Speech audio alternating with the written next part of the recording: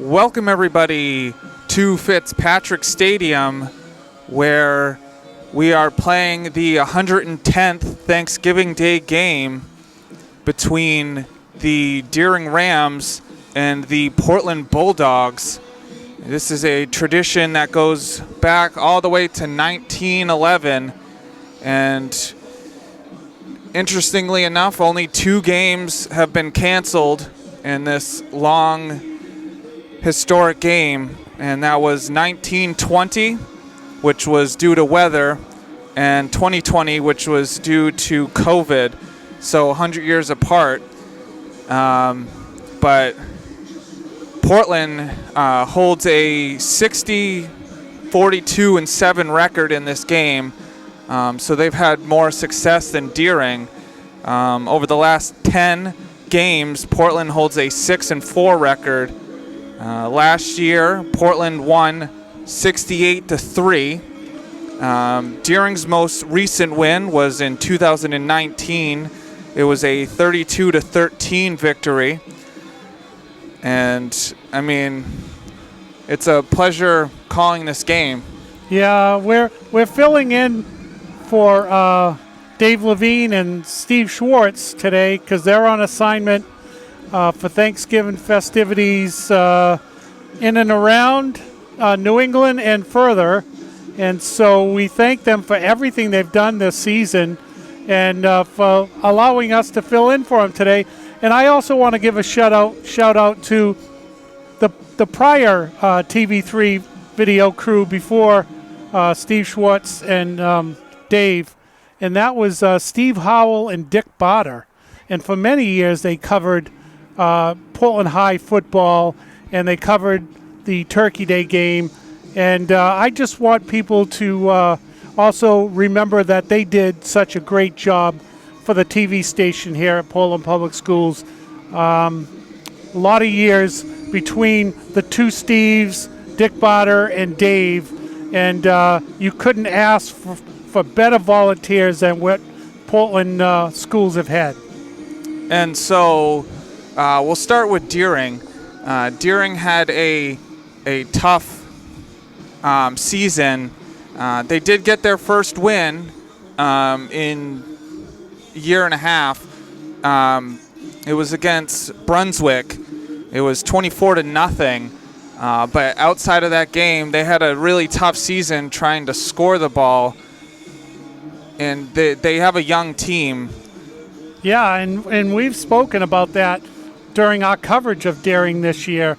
And, the ceiling is high for this team. They just got to get some experience, some game time, and, the few years coming with this young team till they become seniors looks pretty bright. And Deering hasn't played in 5 weeks, which is 34 days. So they're coming in well rested, but really rusty from their final game of the season, which was against Gorham, which they lost 35-0. Yeah, but as the coach said, I read that the coach said that they've still been practicing, and this is one of those games where, regardless of the length of time since your last game, you really look forward to it because, this is all about getting together with family and friends and people coming back who you may have played with who graduated last year that, you haven't seen because they went off to college or work or wherever, military. And so, it's a good day. And so on the other side of the field, you have the Portland Bulldogs. Who just so happened to go back in the locker room. Sorry. And they're coming off just 5 days ago the state championship game where they lost to Scout Hegan 20-14. And so that was a tough loss for them. But they had a record of 8-4 on the season, and all thanks to Kennedy Charles, who turned their season around after losing their starting quarterback. Yeah, and that's always tough. But just like we see in the NFL and in college, you need to have somebody ready. And he was ready. And, he had a really good year, put a lot of weight of this team on his shoulders, and carried them through all the way to the state game, as well as many other players. But, he wasn't the original starting quarterback, and he stepped in and did a great job. Yeah, Sam Esposito was the original starting quarterback to start the season, and he ended up getting injured. And, they were 1-3, and down the stretch, they had won all of their games, and they just came up one game short of holding that gold ball. And that was a close game too. You had it. It looked like Skowhegan was going to run away with it at one point, and then Portland came back, and it just came down to one play that made the difference. But that's the way football is, and stuff happens. It's not always perfect.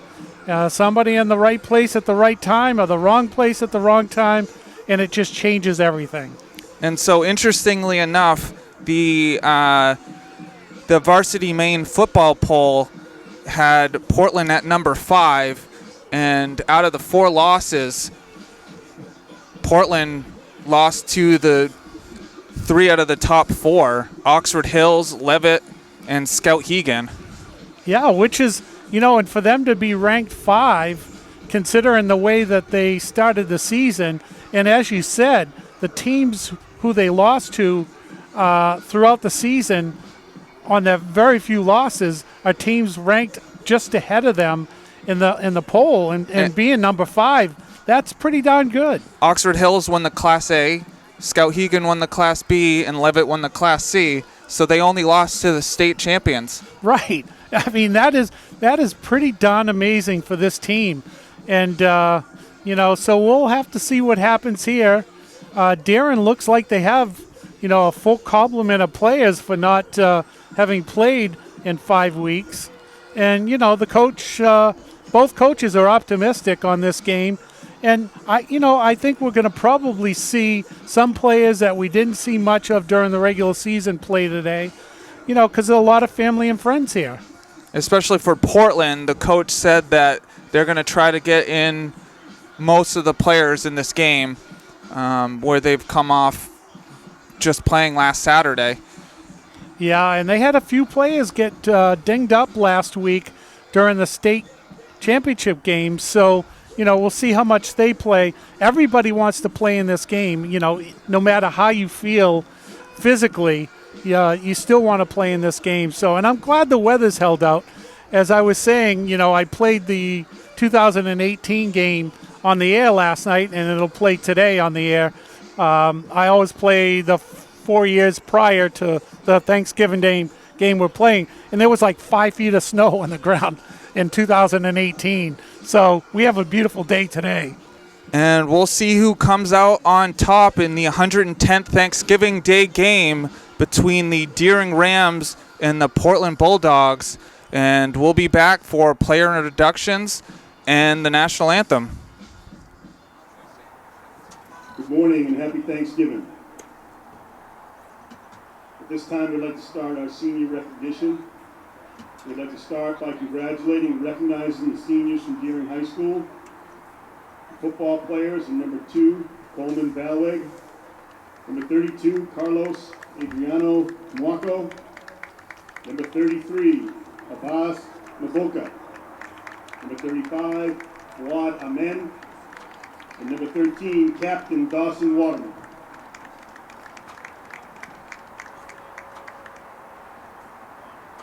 I'd also like to congratulate cheerleader for Deering, Trinity Flaherty.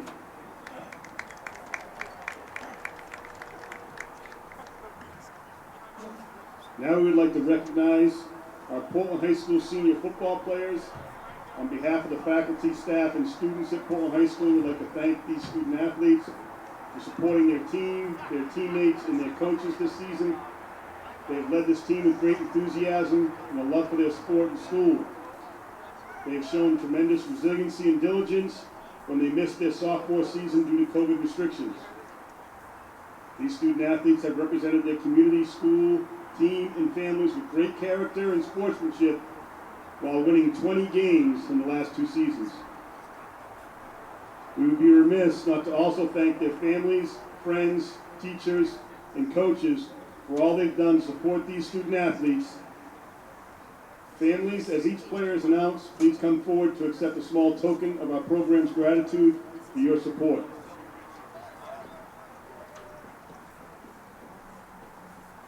Our first senior is number 60, Dwayne Wynn. Mom Trang and Dad Kung.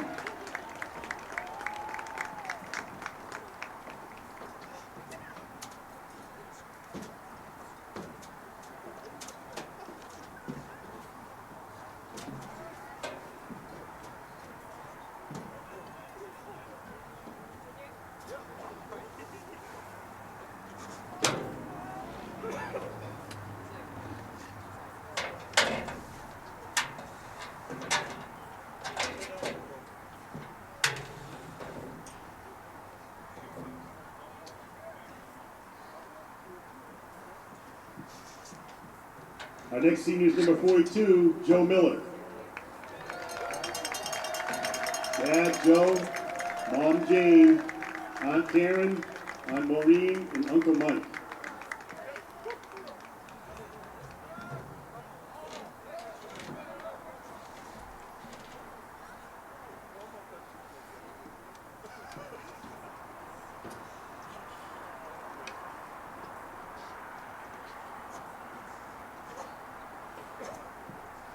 Our next senior is number 7, Romy McElwain.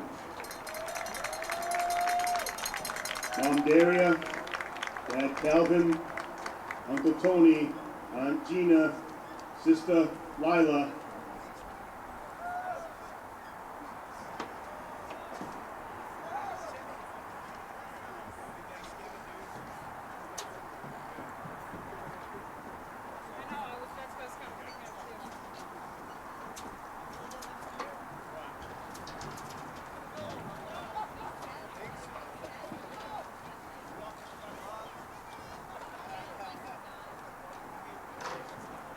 Our next senior is number 17, Harry Rubin. Mom Elise, Dad Mark, and brother Archie.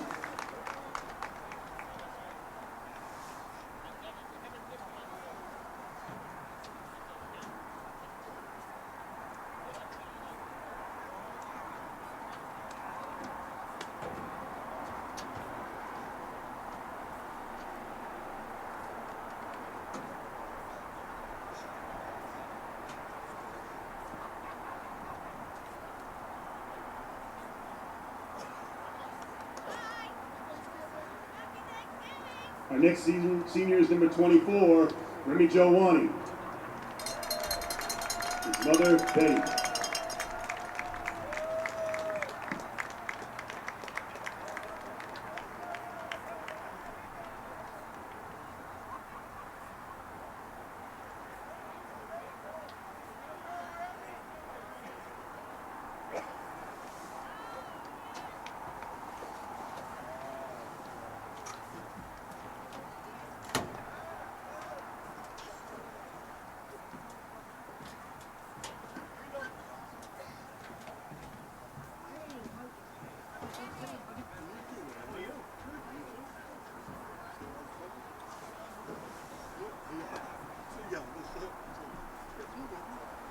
Our next senior is number 51, Isaac Muse.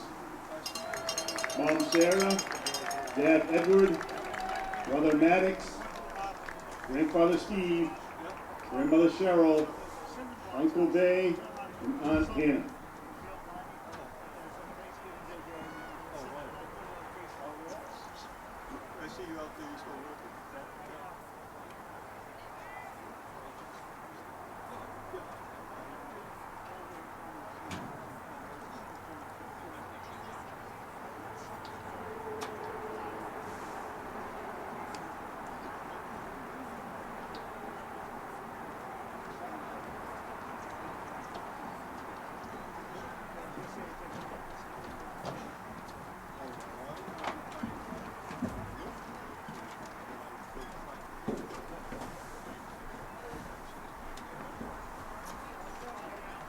Our next senior is number 59, Jason Pavitek. His uncle Paul.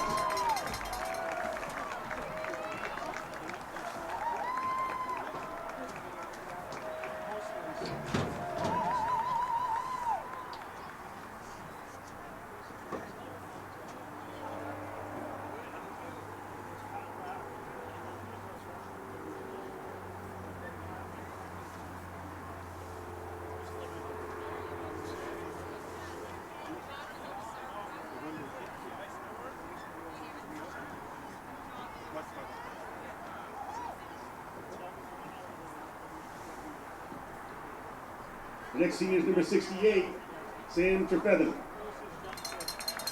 Dad Scott, mother Julie, and brother Ben.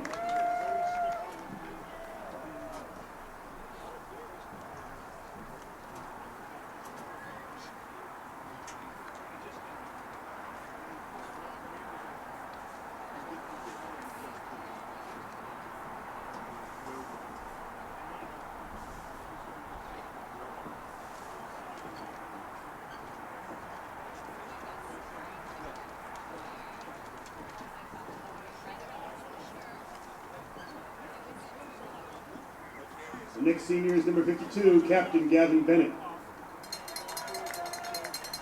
Mom Jody, Dad David, Mom Melissa, brother Logan, and sister Olivia.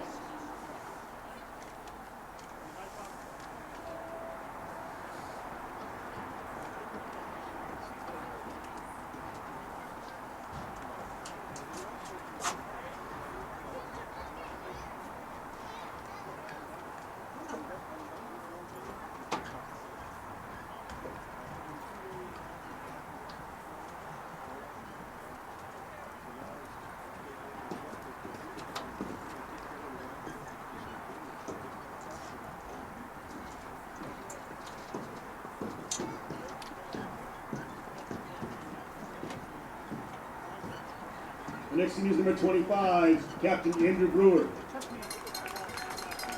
Mom Deb, Dad Chris, brother Alex, and sister Kate.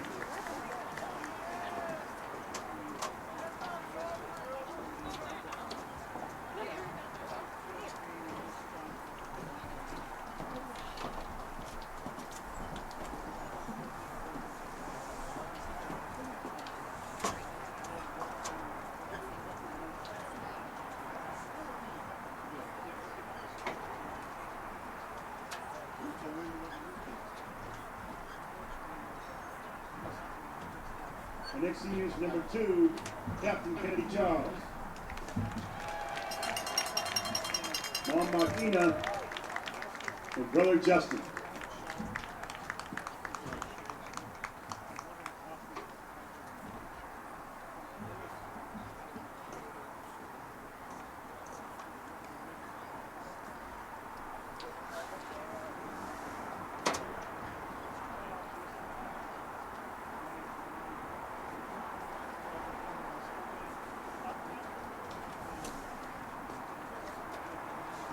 And our last senior is number 11, Captain Sam Esposito. Mother Ann and brother Joe.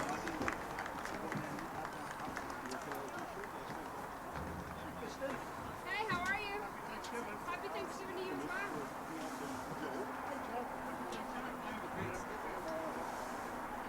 We've known each other since 50 years. I mean, a few years.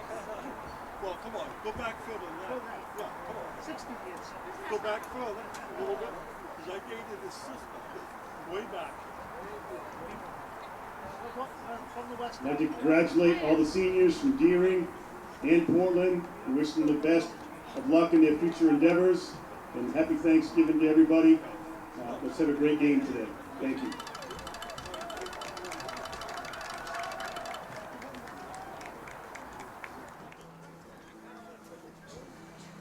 And we're back. Portland will run through the banner first. And can you see what that says? Have You'll have your turkey and your pie, but now it's time to say goodbye. oh, look at that. That is so cool. That's from the Portland side. And it's a turkey chasing down a ram. All right, well, a little innovative over there. As they run through. And And then we're going to go to the other side. And that says, beast mode, then feast mode. all right. And to note, they have some bulldogs on the Portland side. Yeah, and we'll show you that as soon as Darren goes through their banner. And, you know, anyone who watches NFL football knows what beast mode is, right? Yes. Yeah.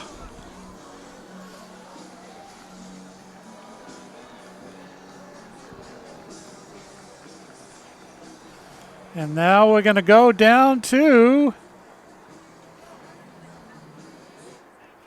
Little Bulldog. And I suppose Darren didn't bring a little ram or anything. No, I don't see anything over there.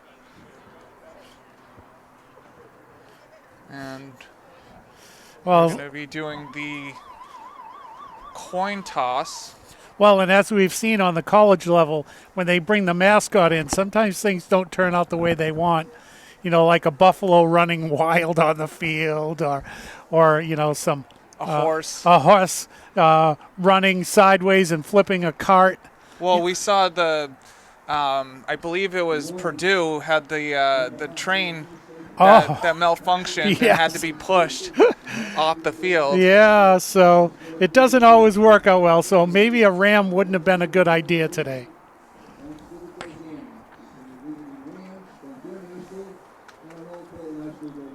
And does that sound like Peter Gribbin? I got my headphones Yes, on. it is. Oh, good.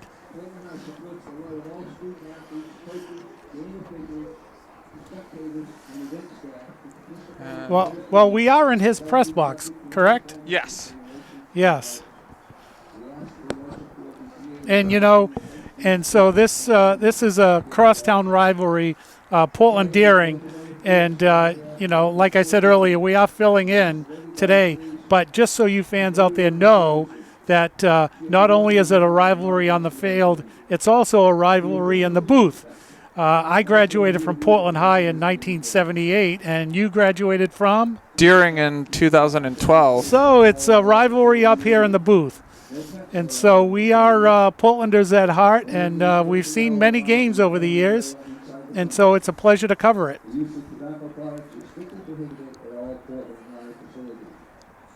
And it's a beautiful day. This game is starting a half an hour earlier than usual. Yeah, you know, and we were talking about it, and we haven't found out the reason why, but we can only assume that, you know, a half an hour earlier, it gives people at the end of the game a chance to get to where they're going. And so versus, you know, getting someplace at 1, 2 o'clock, and we're going to do the national anthem.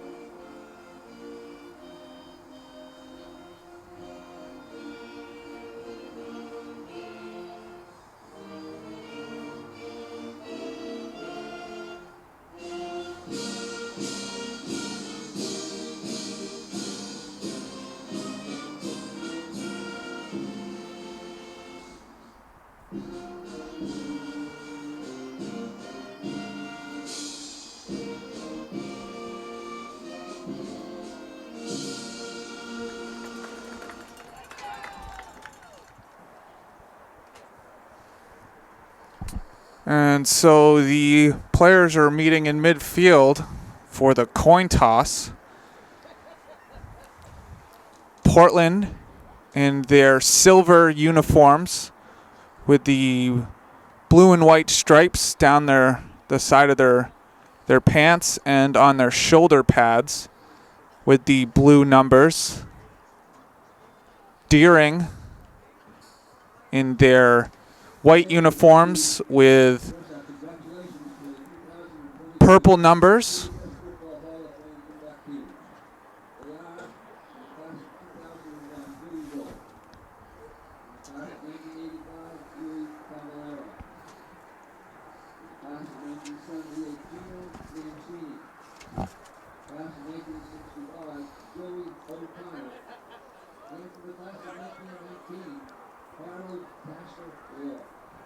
And so I'm not sure, you probably couldn't hear that, but we're going to get the names. Peter announced the Hall of Fame inductees this year, and we're going to get that information, and we'll share that with you. In fact, I'm going to go grab it now. Portland has won the toss, and they are going to defer to the second half. So Deering will start off with the ball.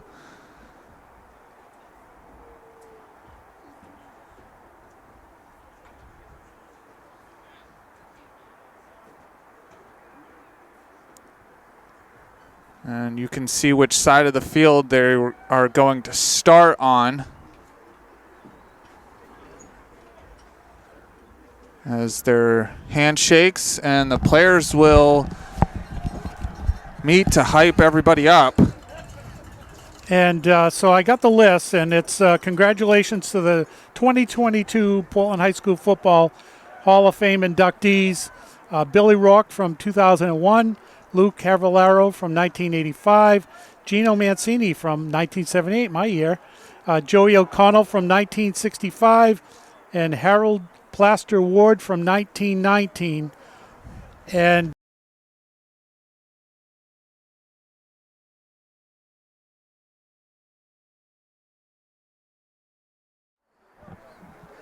And here we go for kickoff.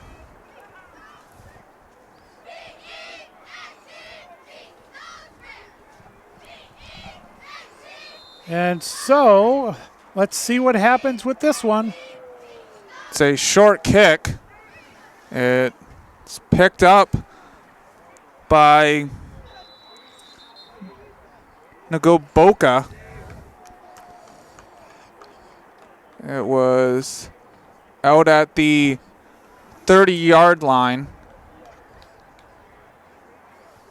So we'll see what Deering does with the first possession. And, you know, it looks like we got a good-sized crowd here. You know, maybe the half-an-hour start was a good thing. Who knows? Maybe next year they'll start it at 9, and we might get a few more people, because that would give extra time to go to do your Thanksgiving things. So Taylor Shore in shotgun. He's going to throw it, and he gets sacked. That's Andrew Brewer. So Deering.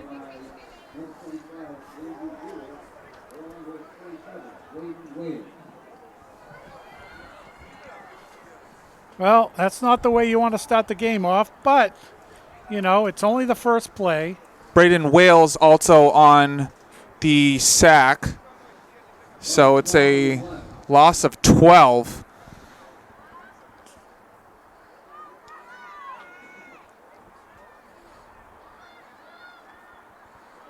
Charles gets free range to LaShore, but there's a flag. And that may be roughing the passer. No, it looks like a face mask. It's a face mask on Kennedy Charles. And so that, It's only a 5-yard penalty, but it should be a first down, right? Maybe not. No, it's still going to be second down, but it negates the sack that Kennedy Charles had.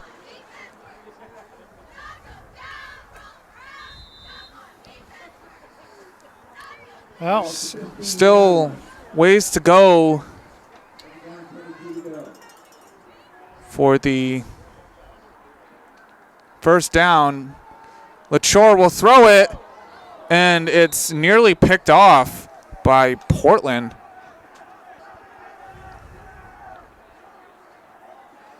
well, and at this point, Deeren will have to start throwing the ball.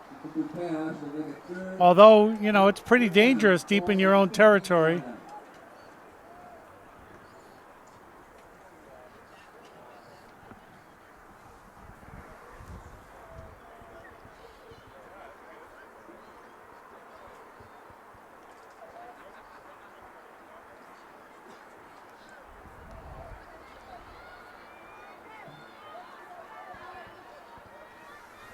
So LaChore will be in shotgun. It's an all-out blitz. It's a pass to Hibbard, and he'll be tackled at the 21-yard line, and Deering will elect to punt. Well, and I have to say that, you know, it's the first drive didn't turn out the way they wanted, but it looks like they have the ability to throw the ball, and those 2 sacks really put them in a hole. So, you know, next time they get the ball, things could be a little different. And so Joey Foley will punt with Kennedy Charles deep for Portland. It's a low kick, wondering if it was blocked.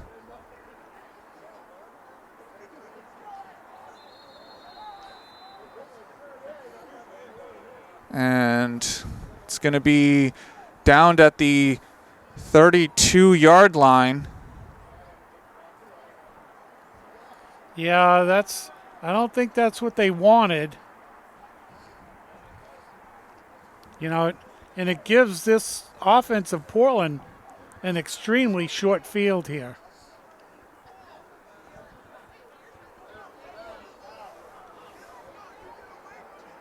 And we'll be seeing Sam Esposito in at quarterback. So Kennedy Charles will be the all-around player. Yeah, and didn't he start out as a wide receiver? Yeah, it's a screen to Charles, and Charles will be taken down by Pedro Lombi. Yeah, for no gain. Deeren scoped that one right out. It was a gain of 1. Oh, gain of 1. Okay. But I guess any times you can slow down Kennedy, that's a good thing. But Deeren also has to be aware that, you know, they could throw the ball to Kennedy as long as he's behind the line of scrimmage. He could throw the ball. So they got to be aware of that trick play.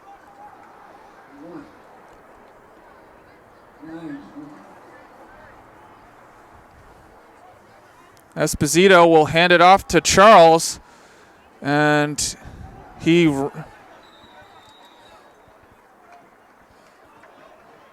runs full steam into it's Corbin Burke. Yeah, I mean, you could see that Corbin was going to take a huge hit on that, but he stood up to him. You know, he may have been knocked a few yards backwards on that tackle, but he didn't let Kennedy get around him. So that was a great tackle. So it's a 3rd and 5 on the 28-yard line. Esposito in shotgun.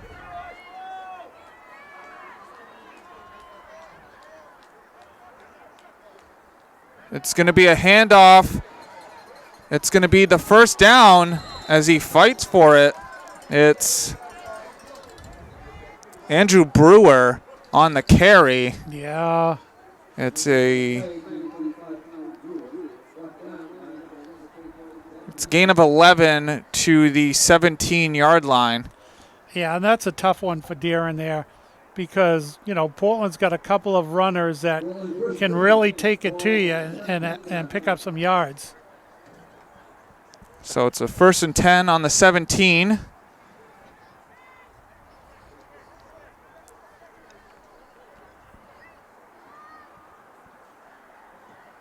It's another handoff to Brewer. Brewer breaks the tackle and gets taken out at the 11-yard line. So it's a gain of 7. Well, and that was a nice move. He spun, soon as the defender grabbed him, he spun out of his grip and got, you know, some extra yards out of that one because he was contacted pretty quick up at the line of scrimmage.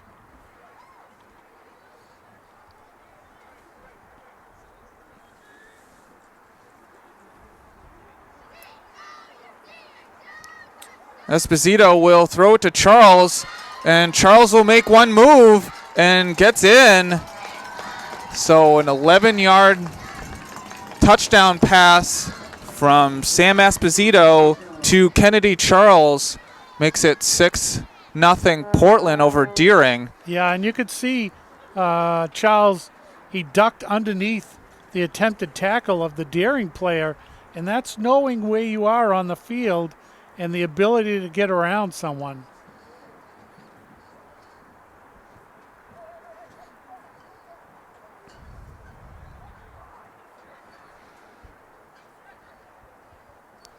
And Portland all year has been going for 2. It's going to be a flag. It's a false start on Portland. Well, let's see if they go for the field goal. Well, maybe, yeah.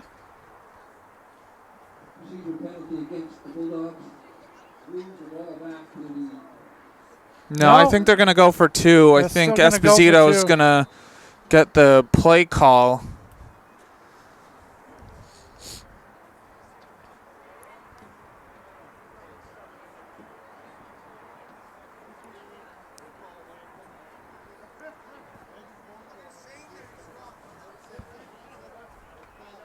So the ball is on the 8-yard line.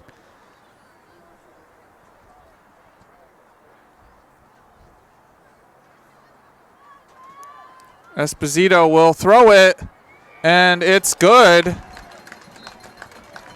That is number 17, Harry Rubin. Well, that's your typical throw over the middle type pass. We saw Edelman and a few others do that for the Patriots over the years. You just run forward and then cut across the middle, and you're generally wide open. And so the score with 8 minutes and 12 seconds left to go in the first quarter, it's 8-0 Portland over Deering, and we'll be back for kickoff. And we're back. Miles Hang to kick off for Portland with Miles Hibbard. And Hibbard will get it. And he gets taken down by Miles Hang. It's at the 25-yard line. Well, let's see what Deering does here. What they've tried to figure out what they can do against Portland. They have a little bit better starting field position, but they got to protect LaTour a little bit better here. So the first drive was started at the 30. Oh, okay. It was the sack that put them back into their own territory. It's a handoff, and it's met with 3 Portland players. It was Jack Karen. So it's a loss of 3.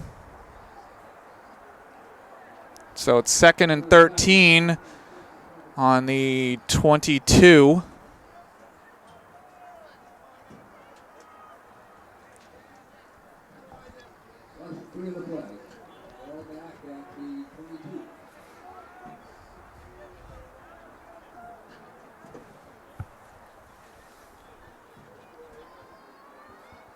It's a handoff to Karen, and he's met by Gavin Bennett.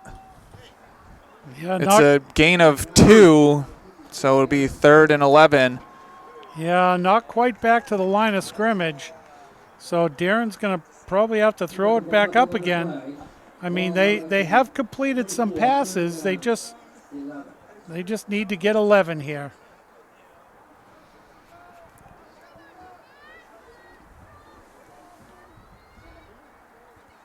It's a high snap. It's Caballero. He'll be fighting for yardage. It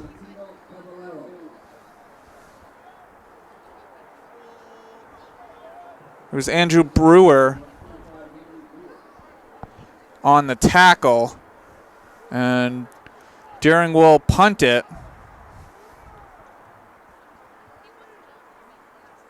Well, you know, it didn't turn out the way Darren wanted, but they made some progress here. They didn't get a first down, but they were still, you know, close to getting one. Kennedy Charles deep for Portland. Joey Foley will punt. This time it's a better punt. It's going to take a Deering bounce, and still rolling.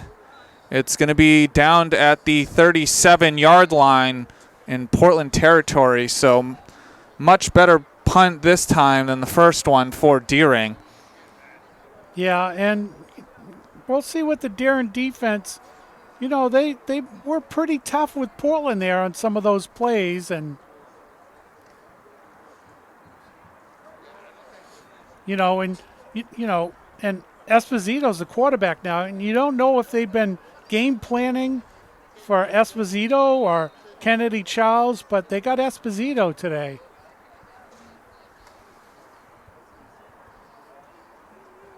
Esposito will throw it, and he takes off. He's met by Joey Foley. It's Esposito taken down at the 40, so it's a gain of 3.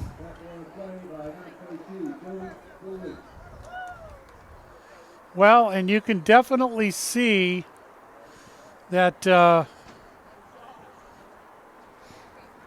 difference in quarterbacks.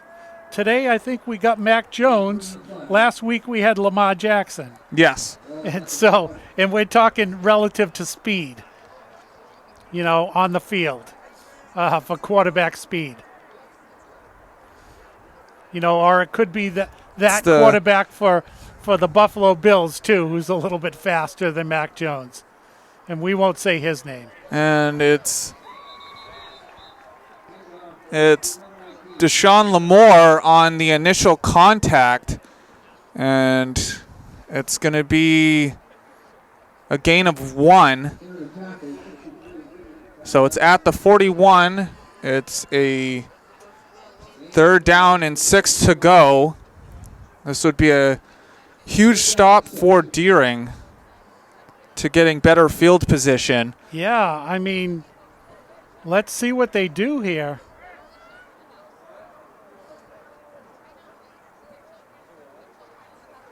And a free runner, it's to Brewer, and Lombi will get the tackle behind the line of scrimmage. It's a loss of 4. It was Archie Rubin who got the free run at Sam Esposito, forcing him to get the ball out early. And I'm sure they're going to punt, but they look like they're not going to punt. But we'll see. No, they're going to go for it. Wow. And Esposito is out wide. Kennedy Charles in shotgun. He's going to take off with the keeper. And he's able to get the first down. Wow. Well, and there is your difference in quarterbacks. When you got a quarterback with speed versus a quarterback that doesn't have speed, you can take a chance on fourth down on your own side of the football field. And there's just over 3 minutes to go in the first quarter. That ball gets into Deering territory at the 49-yard line. Yeah, speed is the name of the game. It's a handoff to Brewer. And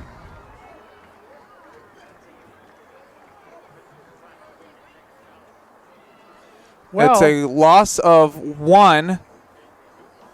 Well, and as you can see, anyone who's been watching this Portland team all season since Kennedy Charles took over, when he's the quarterback, you really have to be careful of his throwing, his running ability, and, now that he's not quarterbacking, Deeren's up on the line, and that's stopping everybody who isn't Kennedy Charles.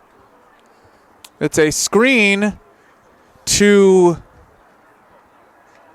Rubin. And it's 1 yard short of the first down marker. So it's going to be a 3rd and 1 at the 40-yard line.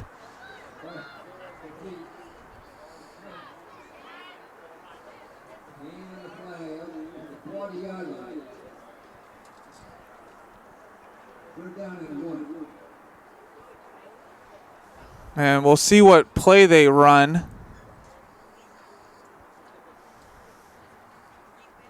And knowing that they probably will go for it on 4th down, I'm wondering if they'll run a quarterback sneak.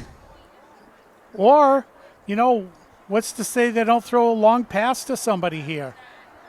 And Esposito is in shotgun. He hands it off to Brewer, and he gets the first down. It's a 2-yard gain.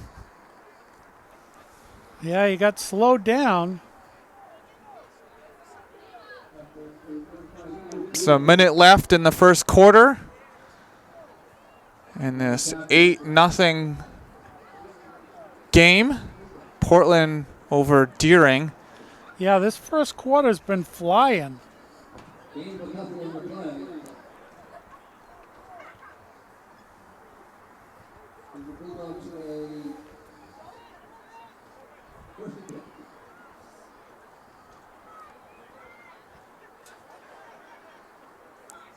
Esposito will throw it, and Hibbard knocks down the pass intended for Kennedy Charles.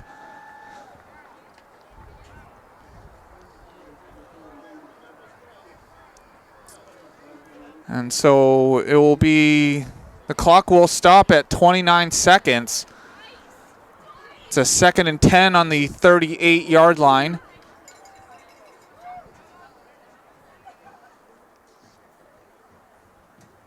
Well, both teams throwing the ball up, so that's good. Esposito will throw it, and it's who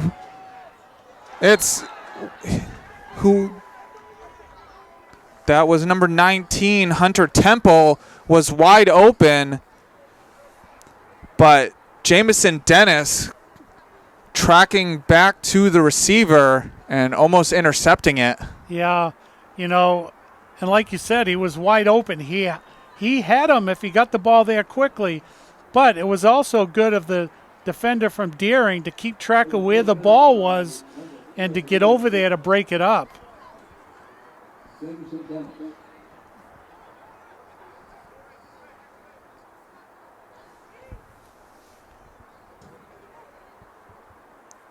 Esposito will take a step, throw it to Charles, and Charles will dive to get 2 extra yards and the first down. And we'll see if Portland wants to run another play. It's 14 seconds left in the first quarter. Yeah, he was out of bounds, so the clock shouldn't start.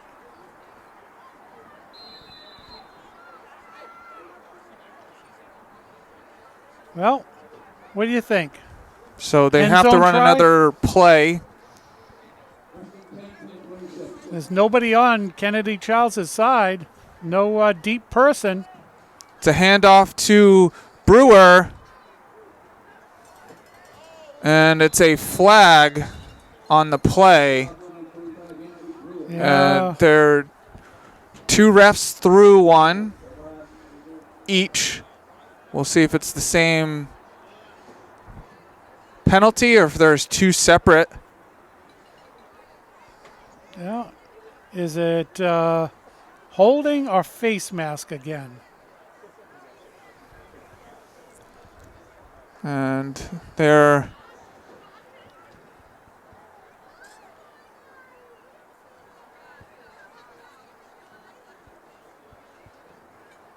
it's a personal foul on both teams. Both teams have face mask penalties. Well, you don't normally see that these days. So we'll retry the down. It's 1st and 10 still at the 26. And so Does the clock start? Yeah, I think the clock start, doesn't it? no, No, it's because the clock was stopped before that play. It's going to be a handoff to Brewer. Brewer will find the hole and fights to the 12-yard line as the horn sounds for the end of the first quarter. And so Portland will have 1st and 10 at the 12-yard line, but after 1, it's Portland 8, Deering nothing. And we're back for the start of the second quarter.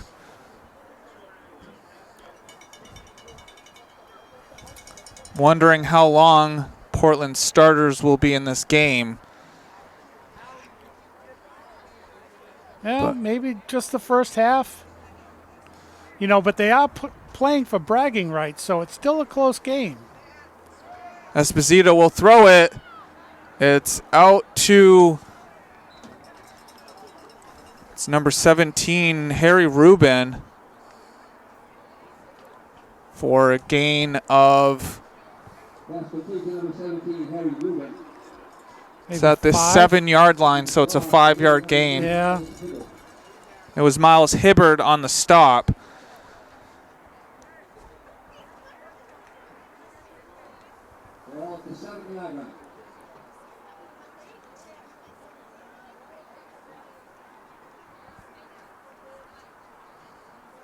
It's a handoff to Brewer, and Jack Karen. It's a loss of 3 and change. Well, you know, Darren's defense have showed up today.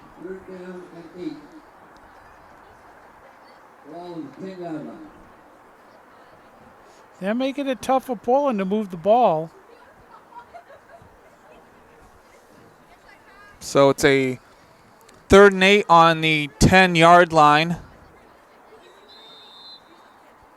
And Portland has called their first timeout of the first half. And so with 10 minutes and 35 seconds left to go in the first half, it's Portland 8, Deering nothing. And we're back. See what Portland talked about in the timeout.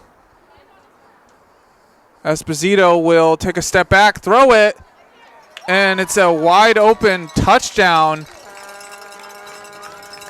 That's number 19, Hunter Temple. So it's a 10-yard touchdown pass from Sam Esposito to Hunter Temple. Yeah, nice fadeaway pass.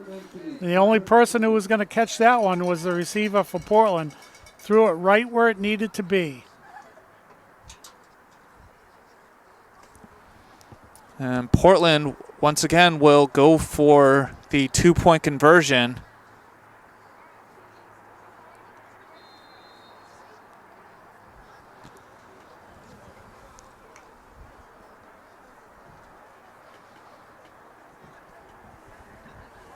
Kennedy Charles in shotgun. Charles will run to his right, and he'll fight for the end zone, and the 2-point conversion is good. Yeah. I mean, like before, knowing where you are and knowing that, they're going to tackle you up high, he ducked underneath everyone and dove into the end zone. And so the score with 10 minutes and 30 seconds left to go in the first half, it's Portland 16, Deering nothing. And we're back. Miles Hang kicking off for Portland. It's going to be to Joey Foley. Foley will get around the outside and taken out at the 35. All right, so good field position again. It's the 36-yard line. Well, and at this point, what do you think? Darren throw the ball a little bit more? Yeah, I think with a young team, all these players will be back next year. So with this score line, it's just about using this game as practice. Yeah, and all teaching. So let's see what they do. Is that a different quarterback? Or no. LaChore. He's going to hand it off to Karen. Karen will get the initial contact from Braden Wales. And it's only a gain of 1. So it's 2nd and 9. Well, and the thing is the movement of the Deeren line to for the blocking and the quick handoff is a good thing.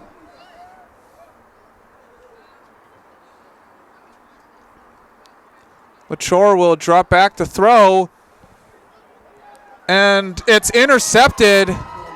It's Hunter Temple who will get to the 40, the 30, the 20, and finally taken out by Navon Hansen. But there is a flag on the play. It was thrown at the 42. Yeah, block in the back. What do you think?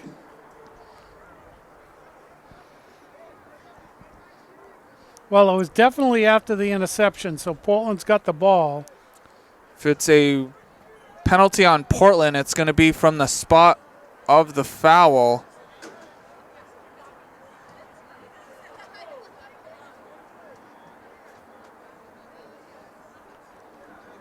It was I believe that's a illegal blindside block. Oh. Yeah, didn't we have to kind of find that one out earlier in the season? Yeah, it was a Deering game. And it wasn't on the sheet, and, we all didn't know, and. So it's a 15-yard penalty on Portland, which negates the long run from the interception. Well, they get to keep the ball, though, so. But the way Portland's been moving the ball, I think for them, they don't really care where where they start from. Yeah, and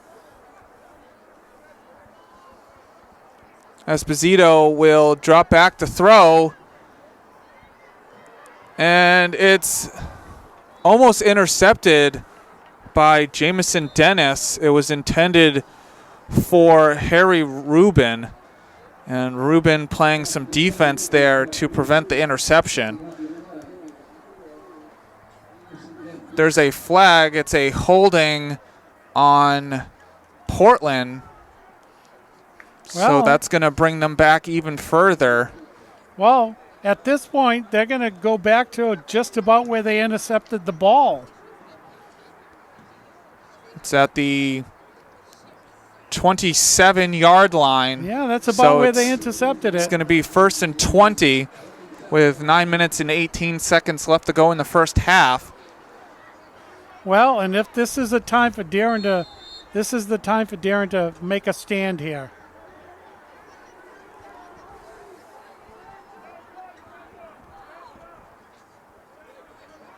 Esposito will hand it off to Brewer.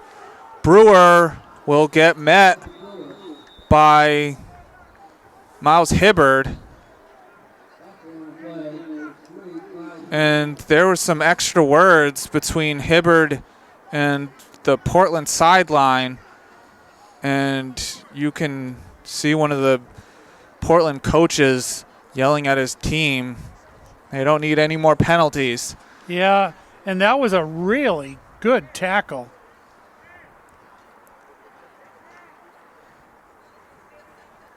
And one of the sideline referees telling the Portland side to knock it off. And there's a penalty.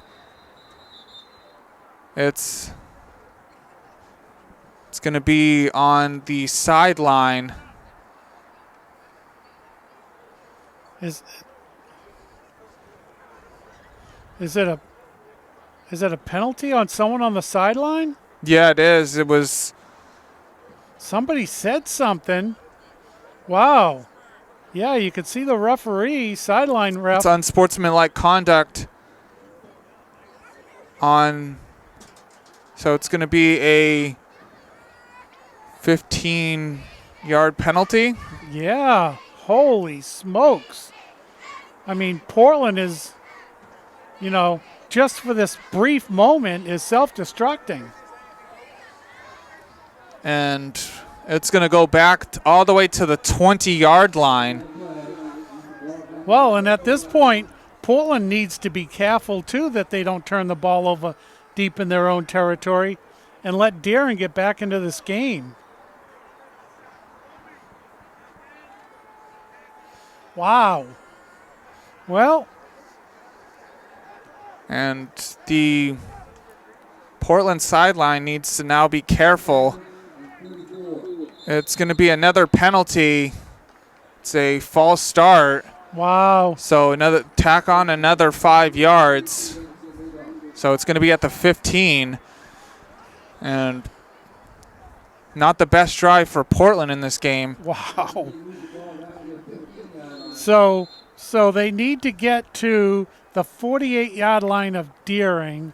So we're looking at 2nd and 47-yard line of Deering. So we're looking at 2nd and 39. And, and I'm sure the referee probably didn't appreciate whatever was said to cause the penalty. Esposito will throw it, and it was intended for Hunter Temple, but Santino Cavallero had a wide open hole to Esposito and hit him just as the ball was released.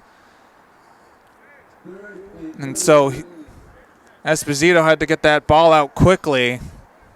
And I'm wondering if he had just half a second more, if that would have been a completed pass. Yeah. I mean, the passing hasn't been that far off.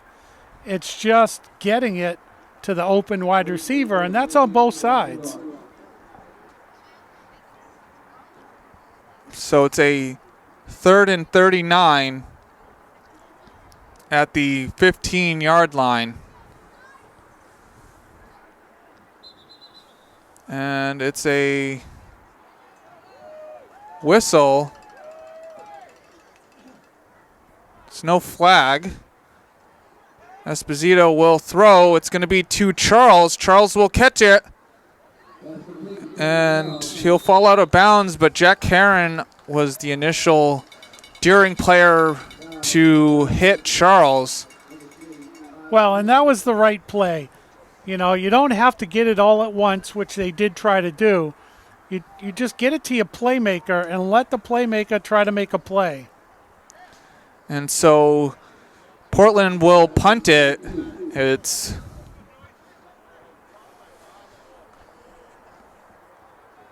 Andrew Brewer attempting the punt with Miles Hibbard deep for Deering. And this should give Deering some, idea that they're going to hang here defensively. It's a low kick, and it's going to take Oh, man. It hit the ground and shot like a cannon. And Hibbard did not want anything to do with that ball. Yeah, that was a smart move. You don't want to get in front of a ball that's bouncing like that it might bounce off you and Portland pick it up. But on the other hand, it got the roll of a lifetime there. It just kept rolling and rolling. So what looked like a short punt turned out to be a long one and puts Deering deeper in a hole.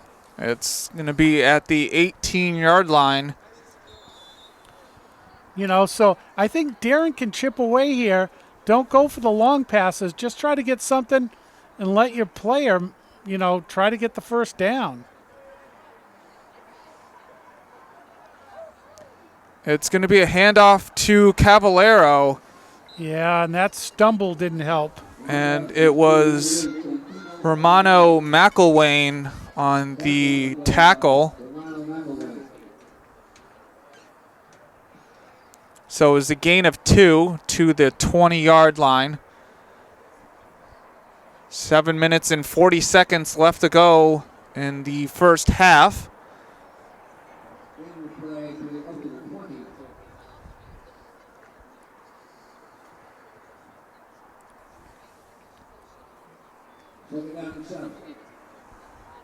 And these are the type of moments that a young Deering team will have to learn how to get down the field. It's a bad snap, and LaChore will slide down behind the line of scrimmage. It was back at the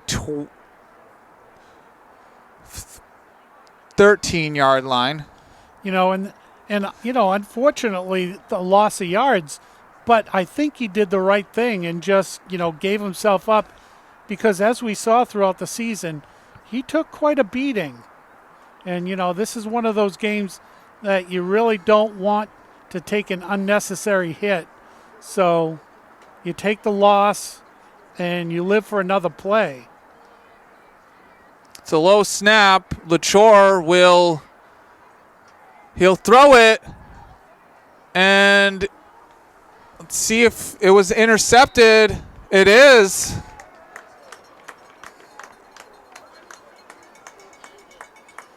So it was Hunter Temple with the interception. And that gives Portland great field position here in the middle of the second quarter. Sorry about that. I had a senior moment having watched hockey last night, basketball last night, soccer this morning. I got to remember what each thing is called in which sport I'm watching. We're at quarters. Kennedy Charles will take the direct snap. He'll get to the outside, and he'll fall down at the 18-yard line.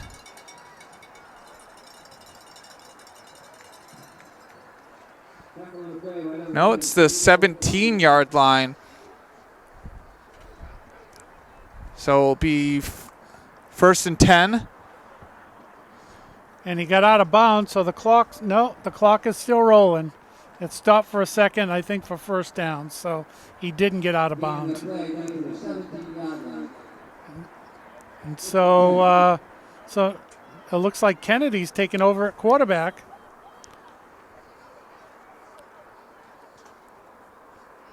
Charles will take the keeper, and he was tackled by Archie Rubin. It was a gain of 5. Gain of 6. 5.5 to go. Portland up 16-0 over Deering.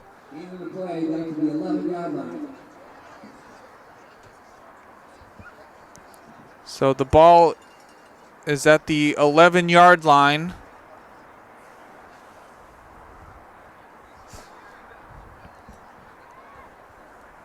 It looks like Esposito's back in. So potential pass play here.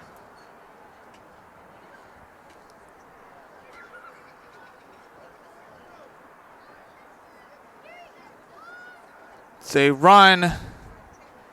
Brewer will fight for a couple more yards. It's at the 4-yard line, so it's going to be first and goal.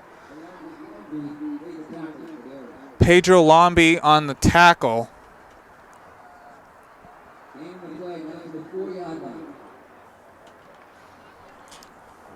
And I think for Portland, if they just had one more week for the state championship game, they could have had it a two-headed monster with Esposito and Charles. Yeah, that's true, because then, what is a team, what do they set up for? You got to have two different game plans. And, Portland now has that. Darren, not sure what that game plan was for, which quarterback it was for, but I do have to say that whatever that game plan was, they may be losing 16-0, but that defense has played pretty stout. And so we'll see what they can do here, as far as keeping Portland out of the end zone. But yeah, Kennedy Charles reminds me of Deebo Samuel, the do-it-all player, wide receiver, slot. Being in the slot, he can be outside the numbers. He can be in the backfield. Although I would say Kennedy's a better quarterback. I've seen Deebo throw the ball, and it doesn't look good. He does everything else well. And it's a host of Deering players stopping Andrew Brewer.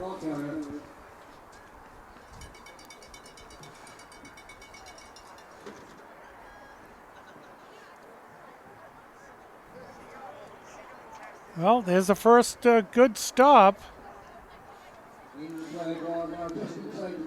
But, Darren has to watch out for that fake handoff, little lob pass into the end zone. So this could be the play. Esposito will hand it off to Brewer, and Brewer will find a wide open hole for a 2-yard touchdown run. Well,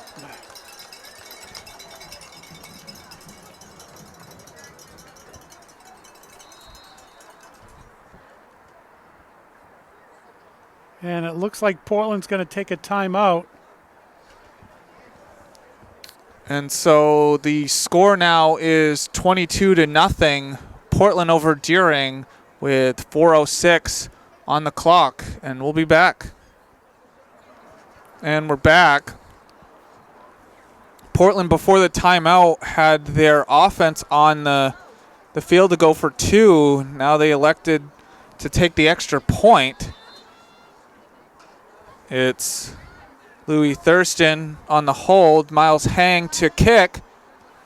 And the extra point is good. So the score now is 23-0 Portland over Deering. And for Portland, you saw it once in the regional final against South Portland, and so not too many times did they take the extra point. Well, and seeing the extra point kick and how good it was and plenty of clearance, I'm surprised they didn't try it all season. And, maybe we'll see a little bit more of that the rest of this game. Why not? And Miles Hang is a junior, so if he sticks around next year, maybe they'll try more next season. Well, and the thing, too, is if you have a good kicker and you have a decision on 4th and 15 or whatever, try for a field goal.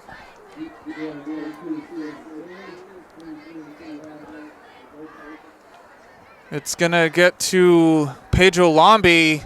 Lombi will try to switch sides of the field and it's tackled at the 20-yard line.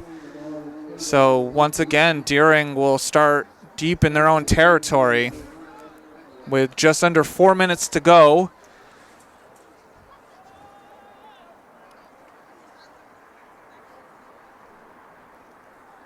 Well, and Deering really, it's been the turnovers that have, really come back to bite them. And so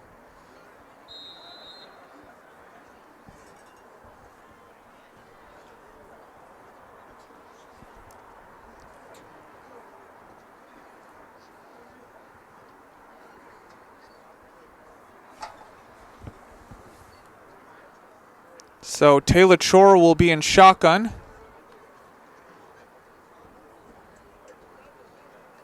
It's an all-out blitz. It's a handoff to Miles Hibbard. Hibbard will cut back, and he's tackled by Jason Pabatek. Oh, and that was a legal good hit, but it was a hit.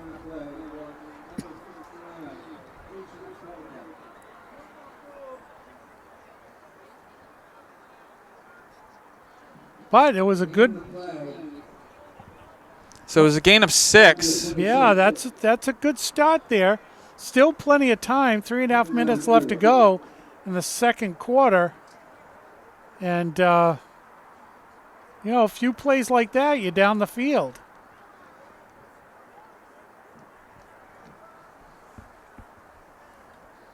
That was a pretty good misdirection. LaChore in shotgun. He hands it off to Cavallero, and he'll spin down for the first down. Well, there you go. 2 plays and a first down. Deering has 2 timeouts, plus the clock will stop every time they get a first down.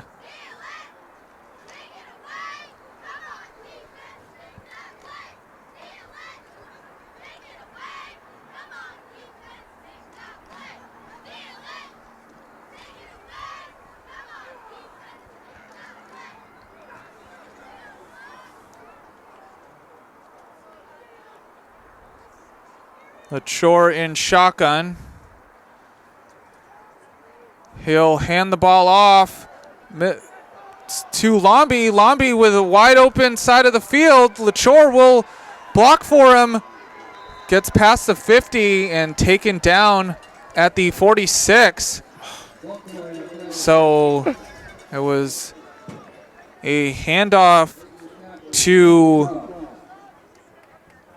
Abbas Njaboka, and then he handed it off to Pedro Lombi, and most of the Portland players were on the wrong side of the field. Yeah, and fortunately for Deering too, he got out of the hold of the Portland player behind the line of scrimmage, and he was off to the races. What a great play call. Under 2 minutes to go. It's 1st and 10 on the 46. LaChore will hand it off to Karen, and he'll fight to get back to the line of scrimmage. Well, and I have to say, too, that the offensive line for Deering has really picked it up. And it's a pretty much young offensive line. You have Deshaun Lamore, who's a sophomore. Cristiano Silva is a sophomore.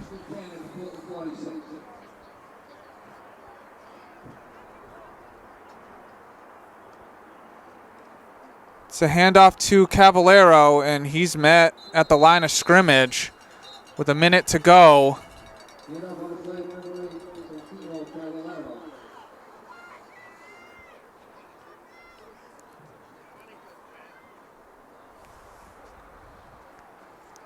Vincent Cavallero is a freshman.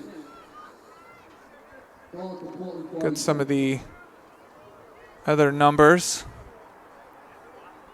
Logan Eade is a freshman.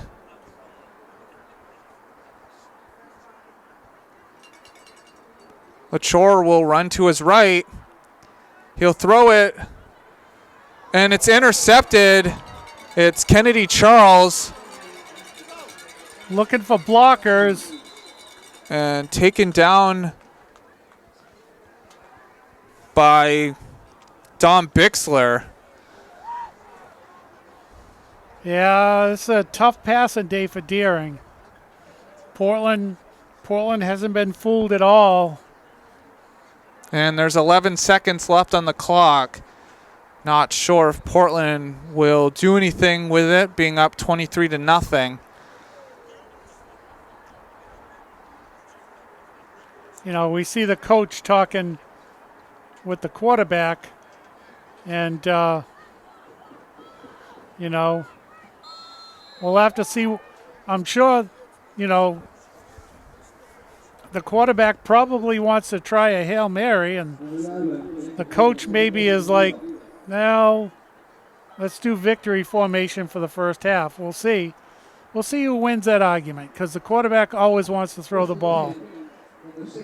And it looks like it's going to be a kneel down. And no one will take a timeout. So as the clock runs down for the end of the first half, Portland up 23-0. And it's a tough first half for Deering, but majority of the reason is, as you could see in the beginning of the broadcast, Deering doesn't have a lot of seniors, whereas Portland has a ton of them. Yeah, and, Deering got into an early hole here, but they did fight back. They do have to limit the turnovers. And, I think if they can eliminate the turnovers, they're going to have a better second half. They didn't play really bad. They kept Portland, they stifled Portland enough that it should make them realize that they can have a better second half, both offense and defense. Yeah, Taylor Shore having 3 interceptions in the first half doesn't help, but they didn't have much of a passing game in the regular season, and they relied on the misdirections and the running up the middle. But being down 23-0, it's going to force them to have to throw the ball. Yeah, and with that in mind, maybe don't try for the big chunks. Just do what Portland did. They dumped the ball off to Kennedy Charles, a little lob pass, and let your playmakers do the plays. And we'll see what happens second half. And, Deering's definitely a program that is building up towards being a good team. Right. And, it was an uphill battle just before the game even started, where Portland made it to the state championship game. And, you could see the difference in play, why Portland made the state title game and Deering didn't make the playoffs. but it's not because Deering's not trying. It's just the experience.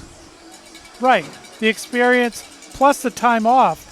And as we saw, as the game went on, Deering's rhythm came back a little bit because you can practice all you want, but it's not, game.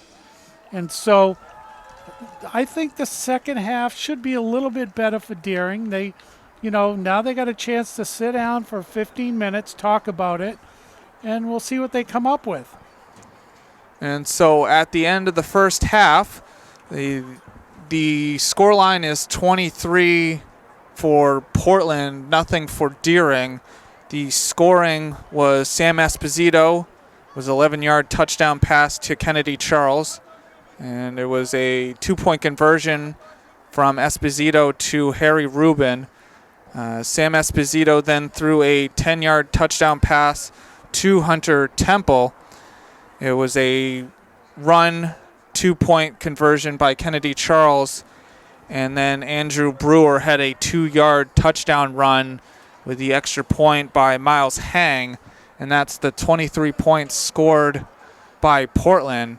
And like I said, the scoreline is 23-0 Portland over Deering, and we'll be back for second half action. And we're back for the start of the second half.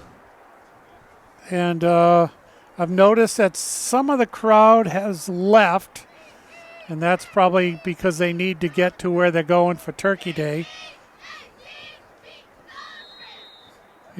Came to visit friends, at least for one half of football. It's going to be to Quinn Bruce. Bruce will... No, that's 25. So that's Andrew Brewer.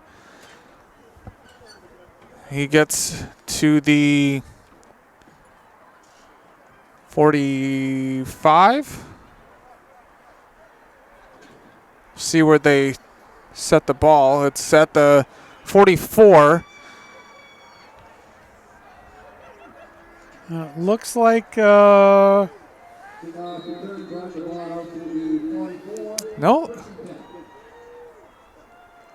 Still got the starters for Portland.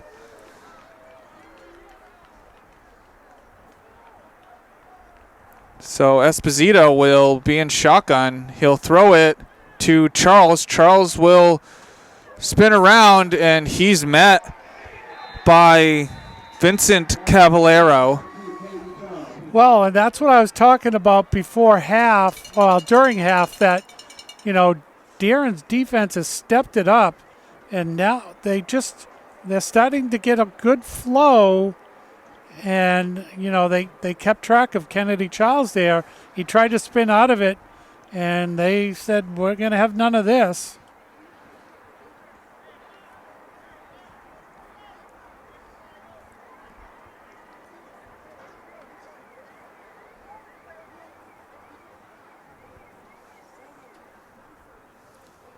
And we'll see what play they run.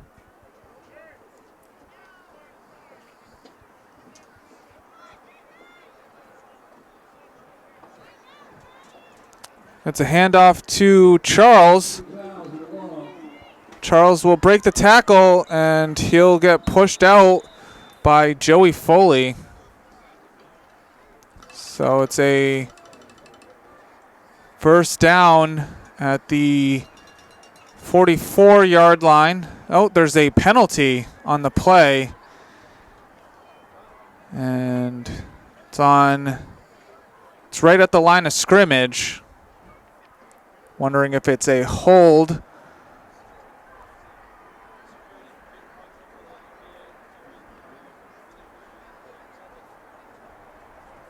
No, it's on Deering.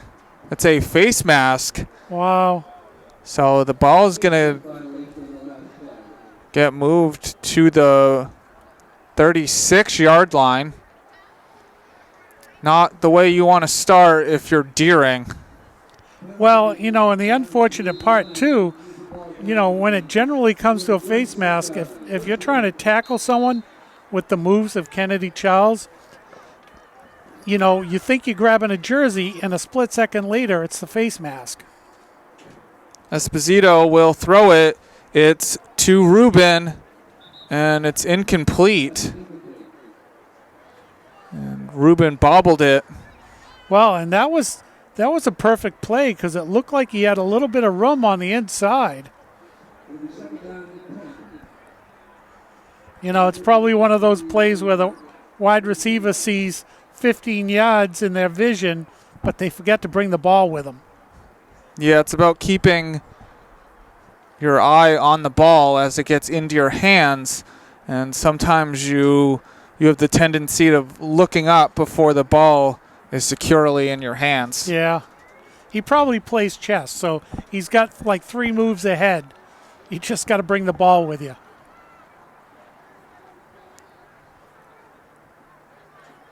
Esposito will fake the handoff to Charles.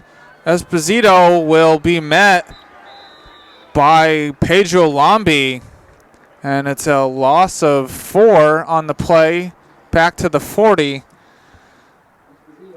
So it's a 3rd and 14. And if you're Deering, it's about getting stops at this point. Yeah, and this is one of those big ones right here.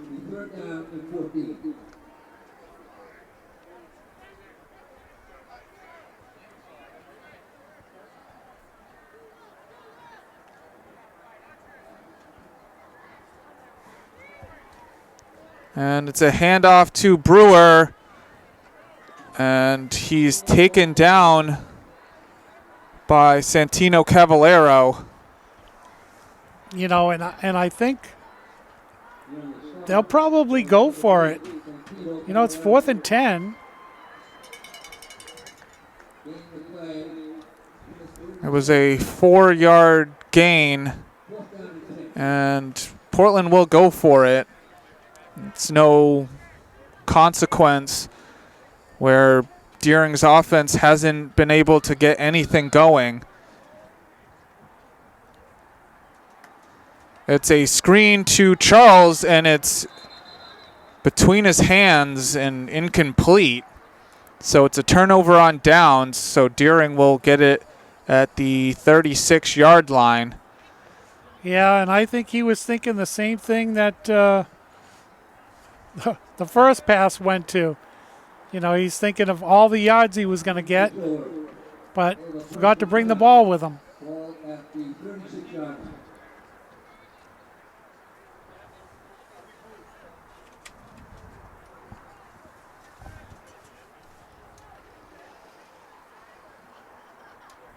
And so we'll see what Deering does with their first possession of the second half. Well, and that was a good stop. So no place to go but up here. LaChore in shotgun. And it's a screen to Hibbard. Hibbard will only get a gain of 1.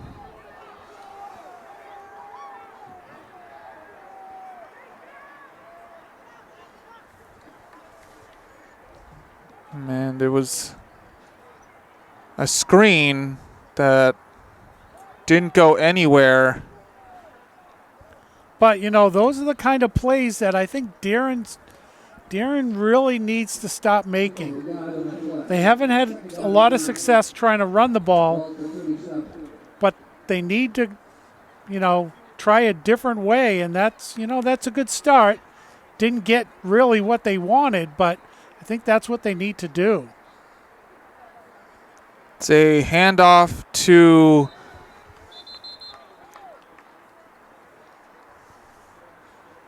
it was Abbas Njaboka. You know, and now it's a loss of 1. Yeah, and now they're in another passing situation.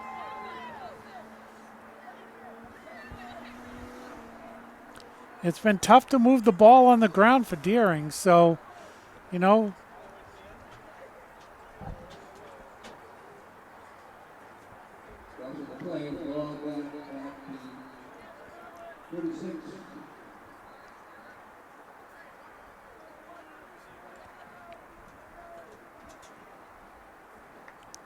Lachor will throw it. Lombi. And it's incomplete with Hunter Temple in coverage. Yeah, good show of sportsmanship there. That was a struggle. Glad there's no flag on the play. And Deering is going to punt. It's Joey Foley. Back to punt for Deering. Deep for Portland is Kennedy Charles. It's a low kick. It's going to take, and it was initially touched at the 46, so the extra bounce did not matter. Yeah, I'm surprised that didn't get blocked at all. Yeah, it was a low kick, but he had to get it out quickly with two Portland players right in front of him. Yeah, and they have to be careful, too, that they don't run into the punter to give an easy first down for Deering, roughing the punter or anything, but they did put a lot of pressure on him. So Portland still has their starters in the game. It's a handoff to Brewer. Brewer gets a wide open hole, and Miles Hibbard gets the tackle at the 40, but there's a flag on the play.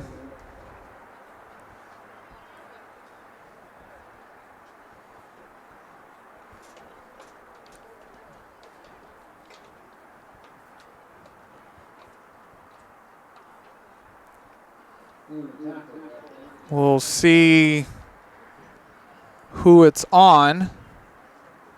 And it's a push in the back. It's a block in the back on Portland. So it's going to go back 10 yards from the spot of the foul. So it's going to be at the 50. So it's still going to be a first down, but it's going to be first in 7. Yeah, those blocking the backs happen an awful lot on special teams too. And it's got to be the most frustrating, other than holding, the most frustrating foul you can commit.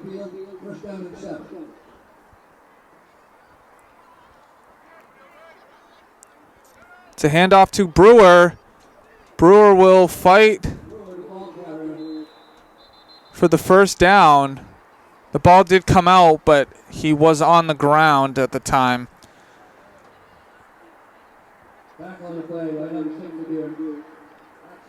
That looks like it's right on the line of scrimmage, and are they going to give it to him?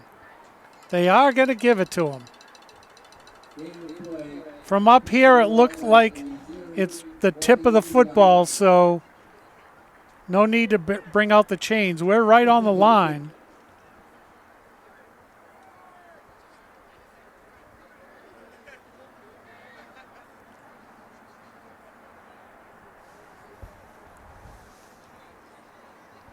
Esposito will hand it off to Charles. Charles will get to the 30, the 20, and finally taken out. It was Corbin Burke. And he was taken out at the 21-yard line. Nice run. Plenty of blockers in front of him. He had a wall. He was going places, just ran out of space. It was the 22. It's going to be first and 10 with just under 6 minutes to go in the third quarter.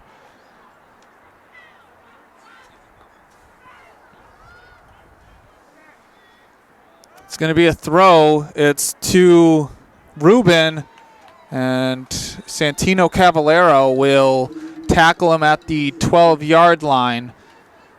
Yeah, looks like another first down. Boy, he had to pick that up off his shoe tops. Great catch. Let's see. Looks like it's first down.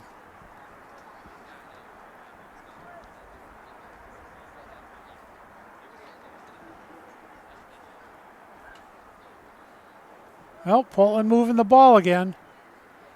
Little short passes. That's what Deering needs to do. It's a short pass. It's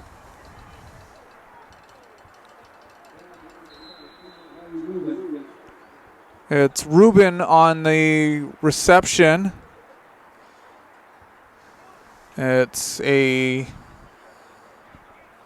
gain of 7. So it's 2nd and 3 on the 5-yard line.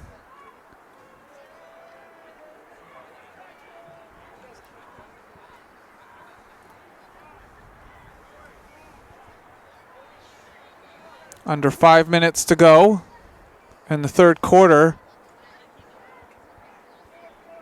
Esposito will hand it off to Brewer. Brewer fights to get back to the line of scrimmage.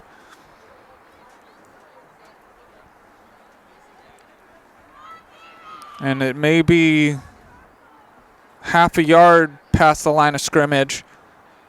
So it's... Well, and at this point, you know, Portland's just bleeding time off the clock.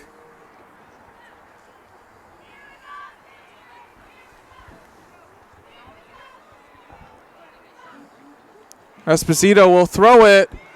It's going to be to Harry Rubin for the touchdown. It's a 4-yard touchdown pass.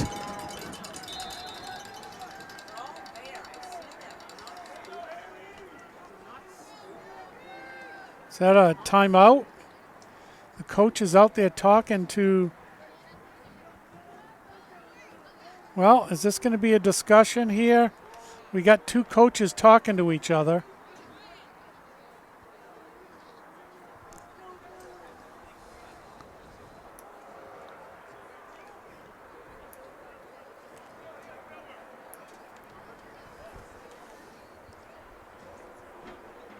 I think we may have a special play coming in here. And I think Portland had waited till they got a... And it's going to be Joe Miller. The Portland crowd is chanting his name. And Joe Miller is the team manager.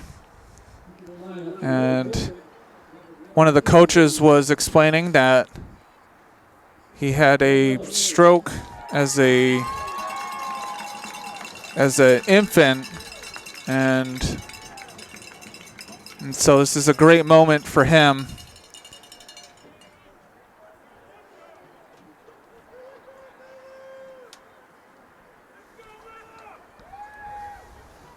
And I'm not quite sure what the continued discussion is. And it's maybe allowing him to get into the end zone as the Portland side is chanting, "We want Joe."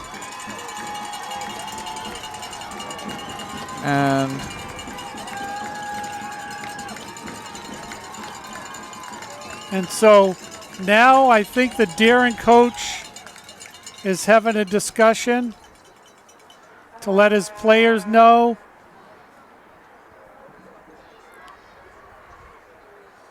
And so we'll just hang out here and not take a timeout and see what transpires. And And while we wait, we're going to take a look at the trophies that we'll be giving out later at the end of this ball game.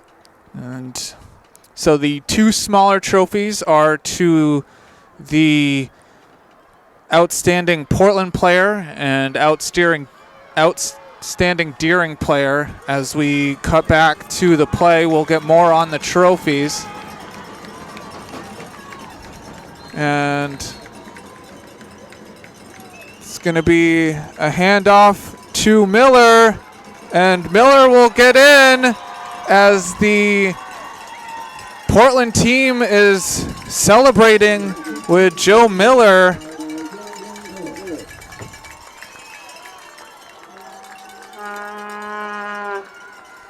And what a great moment.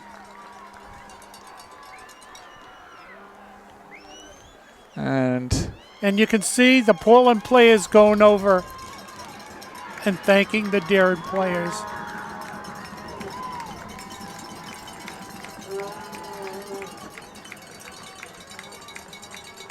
And what a great moment that he'll never forget.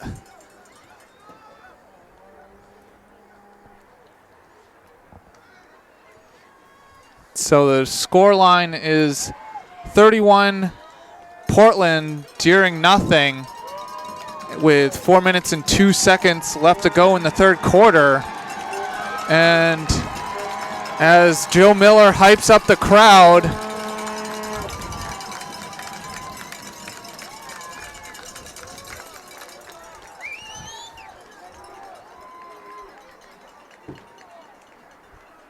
glad we were here to cover it.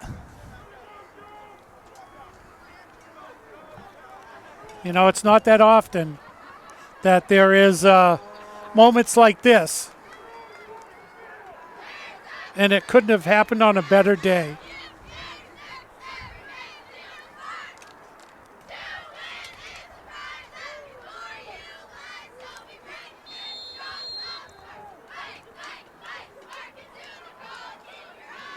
And it's going to be a short kick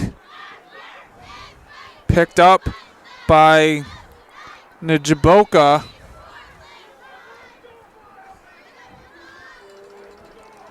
It's out to the 39-yard line, and with 3 minutes and 52 seconds left in the third quarter, it's 31-0 Portland over Deering.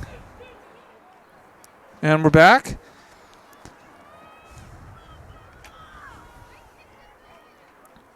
And it's a high snap. It's Jordan DeBias who will be met by Gavin Bennett. And so Taylor Shore's day is over. It's Jordan DeBias, another young player for Deering, only a freshman. Yeah, and to have your first snap to be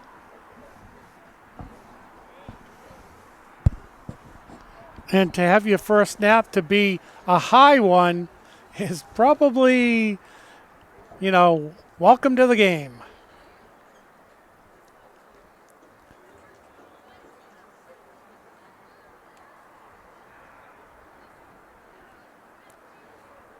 DeBias will have a screen to Hibbard. It was Braden Wales on the initial contact.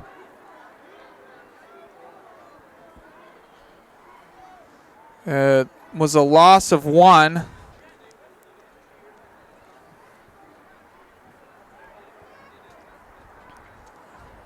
And we're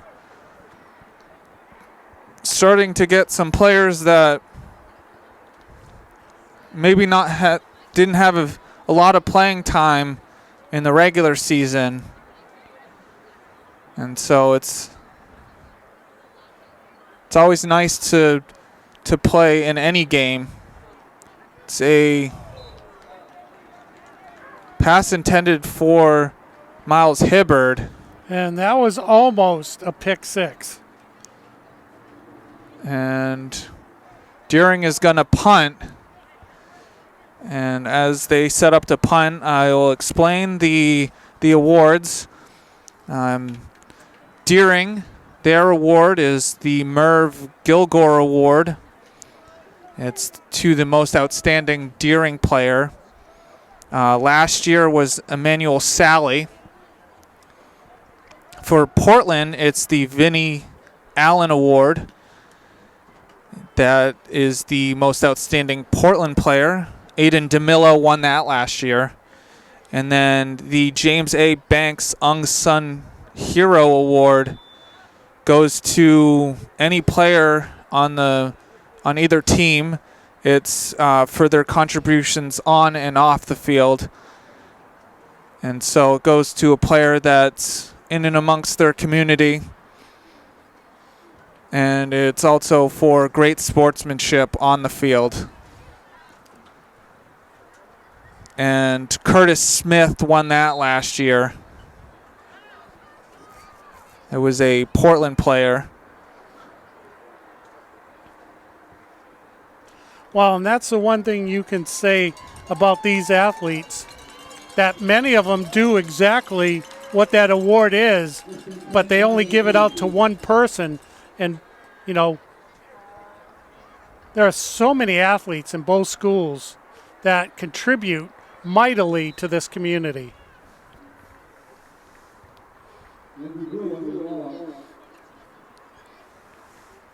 It was a gain of 3. You know, and they may not get a trophy or any other kind of award, but, you know, it lasts a lifetime to remember what you've contributed to your community, whether you stay here after high school or you move to a different community. People will always remember you. And Sam Esposito has come off the field for the final time in a Portland uniform. And the camera's not on him, but you can see that he's pretty emotional. Well, we got a timeout here,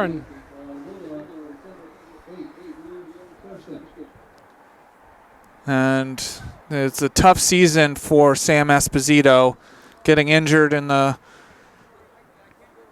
first couple weeks and not being able to get back onto the field until the state championship game. yeah.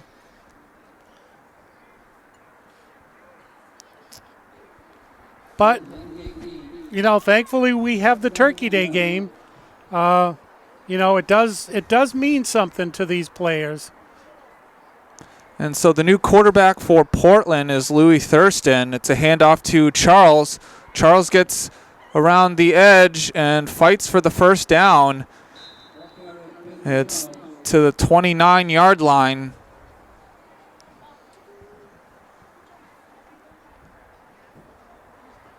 And we'll see how many more Portland players will be taken out.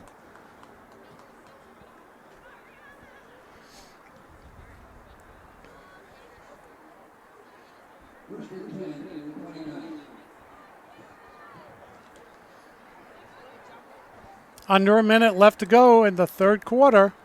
And it looks like Andrew Brewer got taken off.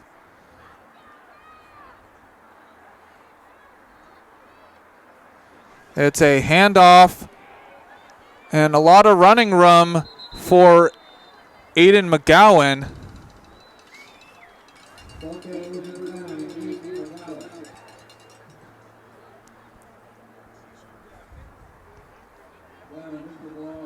Wow, they called him out of bounds on the 48. He had actually gone probably about 4 or 5 yards further, but he must have stepped out of bounds there.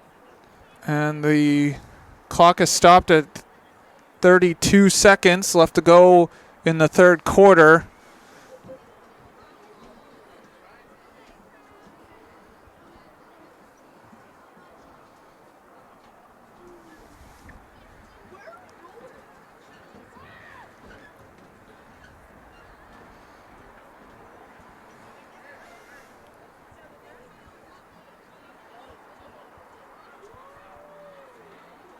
Thurston will hand it off to Charles.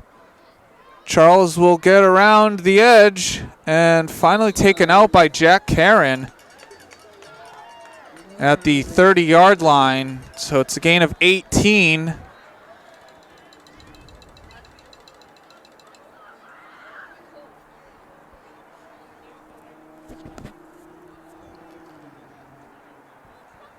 Yeah, those outside runs with all the blockers in front of them,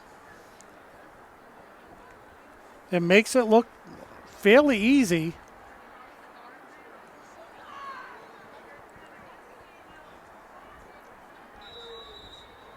And it's going to be a timeout for Portland. So not sure what the discussion here is with 23 seconds left to go in the third quarter.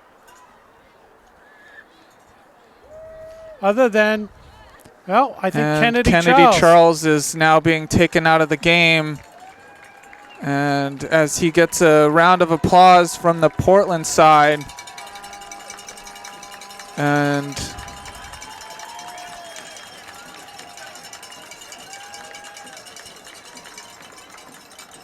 he was probably the biggest reason for the turnaround of the season. I mean, it is pretty amazing, you know, and the thing is that. And as he gives a round of applause to the fans. You know, and as we've heard all these years coming out of, you know, the Patriots, it's next man up. And when it was his turn, he really took it. And I think he said it himself that he's never played quarterback. And he wasn't looking to play quarterback, but if that's what the team needed, he was willing to step into that role. It's a handoff to McGowan. It's a gain of 3. And that's sure to bleed the clock for the third quarter. And Portland will not run another play. And so at the end of the third quarter, as the horn sounds, it's Portland 31, Deering nothing. And we're back for the start of the fourth quarter. 12 minutes to go in this game.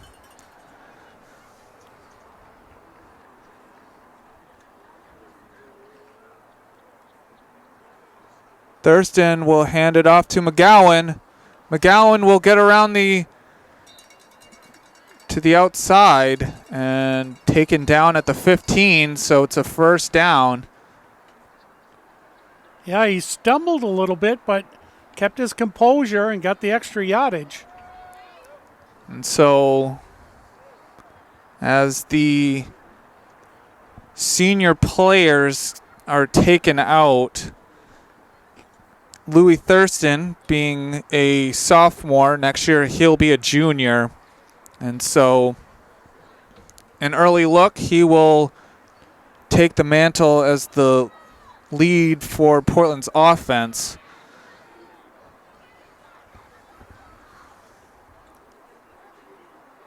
It's a handoff to McGowan, and he's met by Njaboka.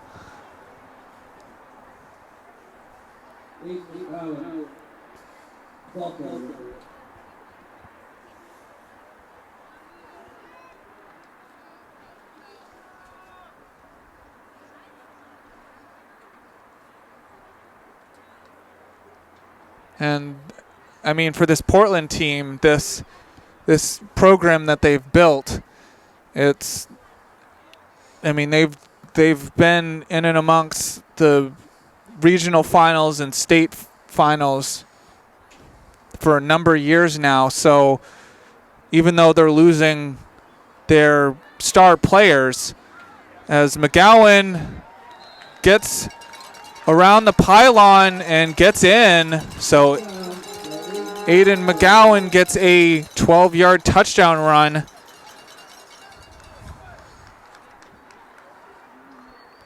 Well, and as we've said all season, that, even though the score is the way the score is now, when you put in players who don't normally get a chance to play, they're going to play their hardest, just as the starters did. So, sometimes a score can get a little lopsided, but you can't tell the players not to play, especially if they don't get an opportunity. They are going to play hard. And they're just going to take a knee, so they're not going to add any more points. Well, and that's a good gesture, and that goes along with what I just said. You're not going to stop a guy from trying to score a touchdown on a run, but Portland just gave up 2 points there as a show of sportsmanship because they know what the score is, and the score is 37-0 here with 10 minutes left to go in the fourth quarter. And so,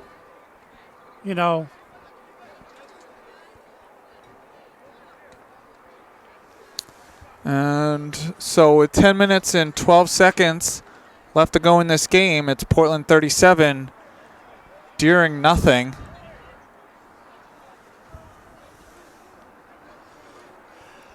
And both teams are still going to play as if it's 0-0. It's just when given an opportunity, what Portland just did, as I said before, was show good sportsmanship. And Deering's going to keep most of their starters in the game as it gets to Pedro Lombi. Lombi switches sides of the field. He'll fight for a couple more yards. He was met at the 35. And it looks like we're going to have running time. Understandable. It's that 35-point threshold, being a 37-point game.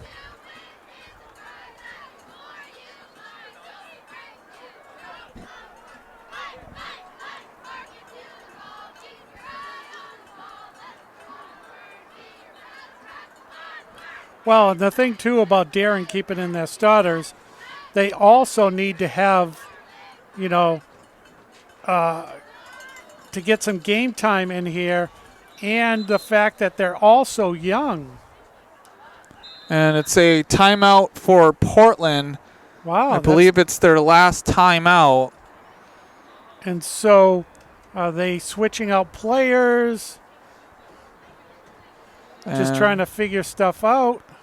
We'll see if they... Yeah, I think they're going to switch out some more players.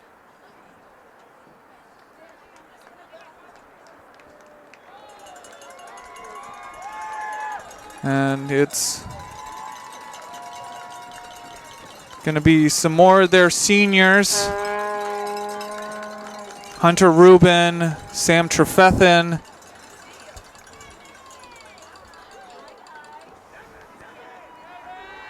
Gavin Bennett.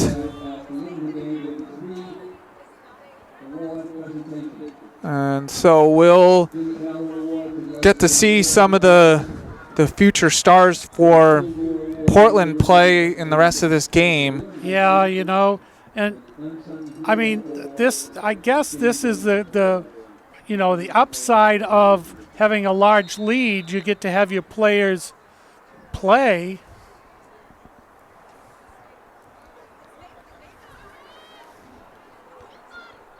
It's a handoff. It's to number 17, Zade Smith. Oh, it's almost a face mask. And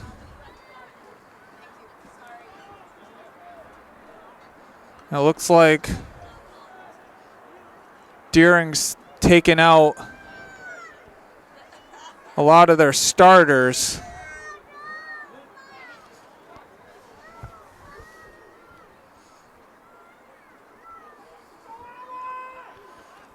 Well, and at this point, too, not quite sure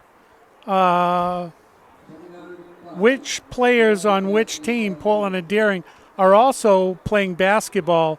And I'm sure the basketball coaches are like, please don't get hurt. Well, a player that got hurt a couple weeks ago, Remy Jowani, who has a knee brace on, also plays basketball. And so the nature of high school sports is that a lot of these athletes are multi-sport athletes. And it's not like college where you pick a singular sport and that's your sport that you focus on. In high school, you play multiple sports. Yeah. And I'm sure that the coach for Portland is, fingers crossed that he's going to be okay for basketball. But, basketball's a tough sport. A lot of running, a lot of jumping, a lot of twists and turns, and your knee's got to be perfect for that. Yeah, and a lot of these athletes are going to turn their attention to basketball. Some play hockey. And so this is the final game of the fall season for both Portland and Deering. It's always the last game from the fall sports. And so as all of the teams, their players turned their attention to the winter sports, the football programs, they have to get ready for this game.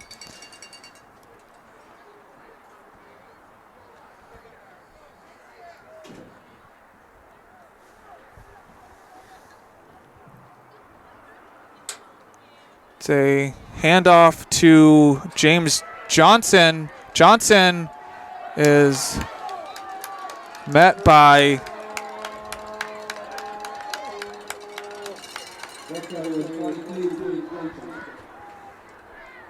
it's Ben Saunders.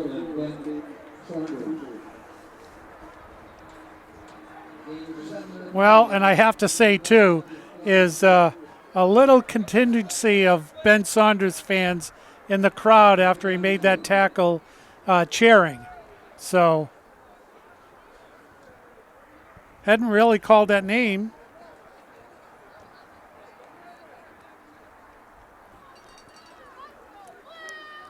Tobias hands it off to Johnson. Johnson gets around the edge on the outside, gets a gain of 2, so it's a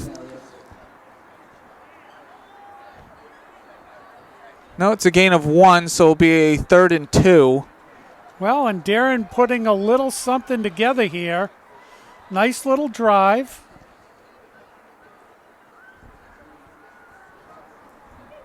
The clock's still moving. 5 minutes left to go in this game.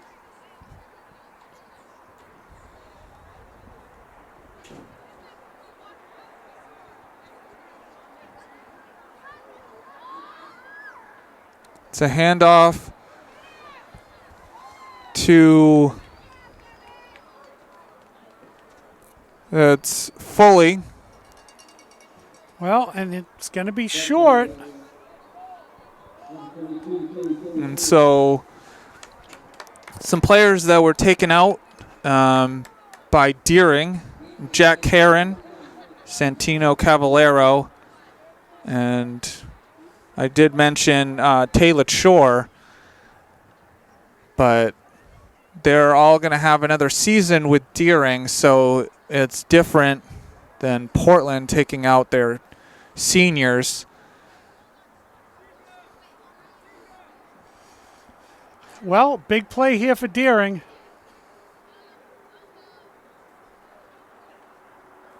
Foley will be met into the backfield. He stays up.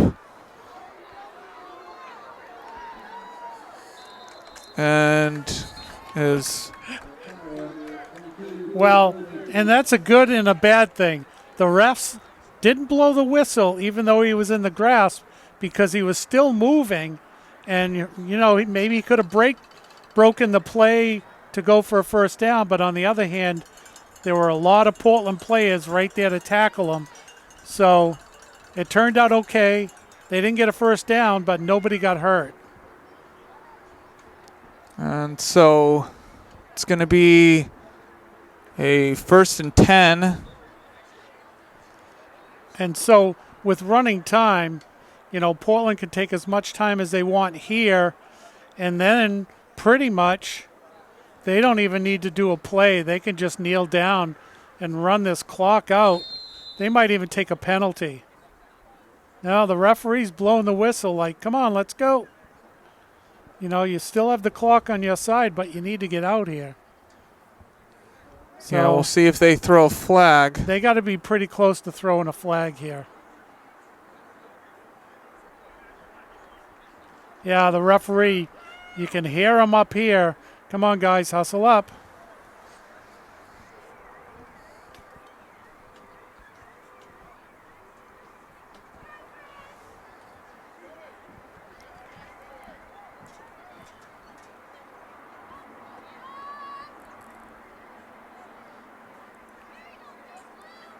And the handoff, it's to Devin Hall.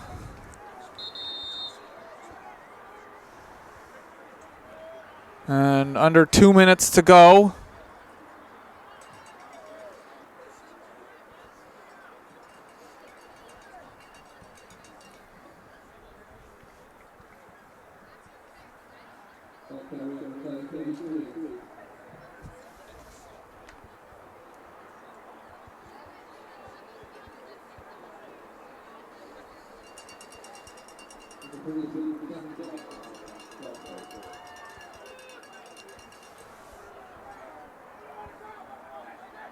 Thurston will hand it off to Wales and is met by Cavallero. Well, and the thing is Wales went 1 yard further than the ball did, and he had to go back to pick it up. So, but he did land back on it, so that's a good thing. And as long as they get the play off under 40 seconds, this game will be over.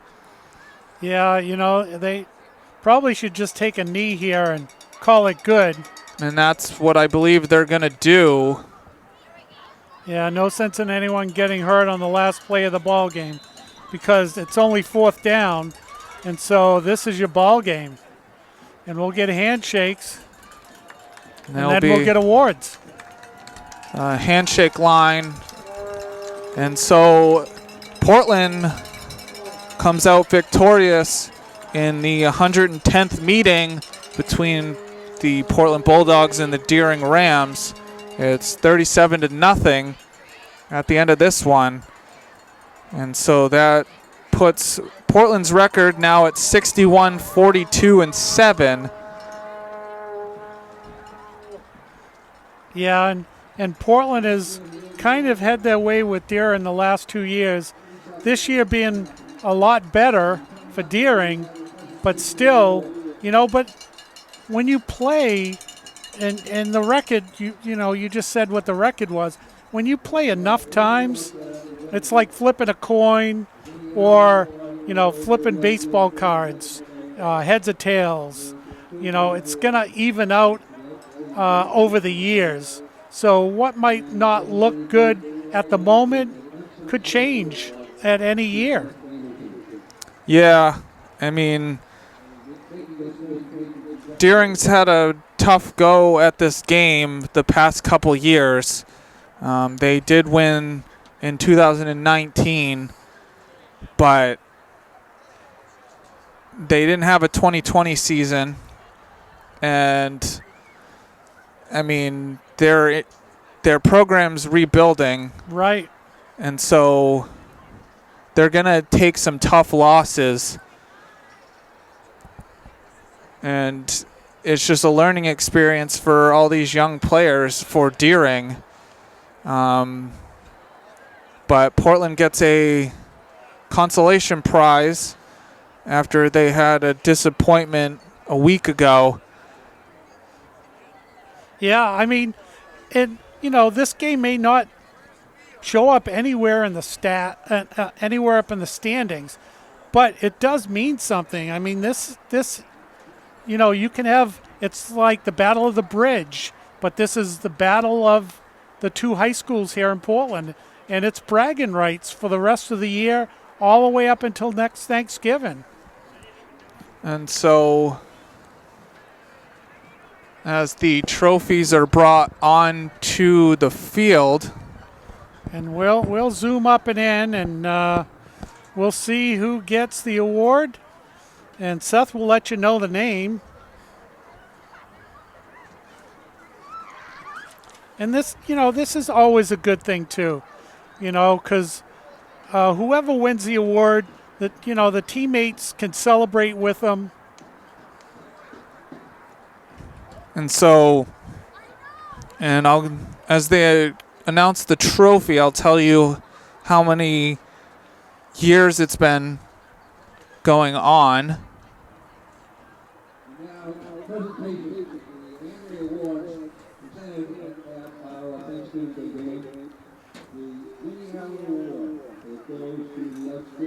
So the Vinnie Allen Award will be presented first. It's the 40th time that it's been presented. It's to number 25, Andrew Brewer.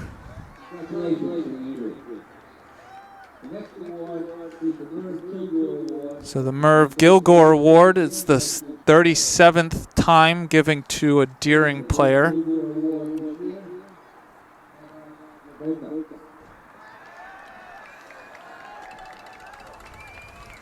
And it's to number 33, Abbas Njaboka. And now to the James A. Banks Award.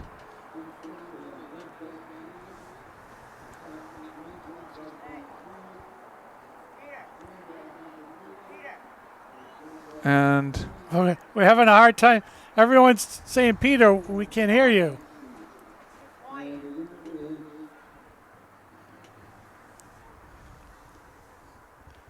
Oh.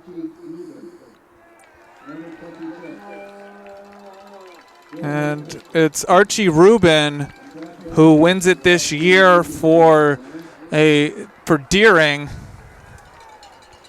Yeah, everyone's saying, Peter, we can't hear you. There was a malfunction with the microphone, but we could definitely hear the name at the very end. What a great award there. And so Archie Rubin gets the most outstanding player on and off the field award. And that award, this is the 41st time it's been given out. That's quite the trophy. And so those are your 3 trophies given out for the Thanksgiving Day game. And it looks like they're just going to hang out for a few minutes. And I know Portland, when they get a victory, sings the school song, but there's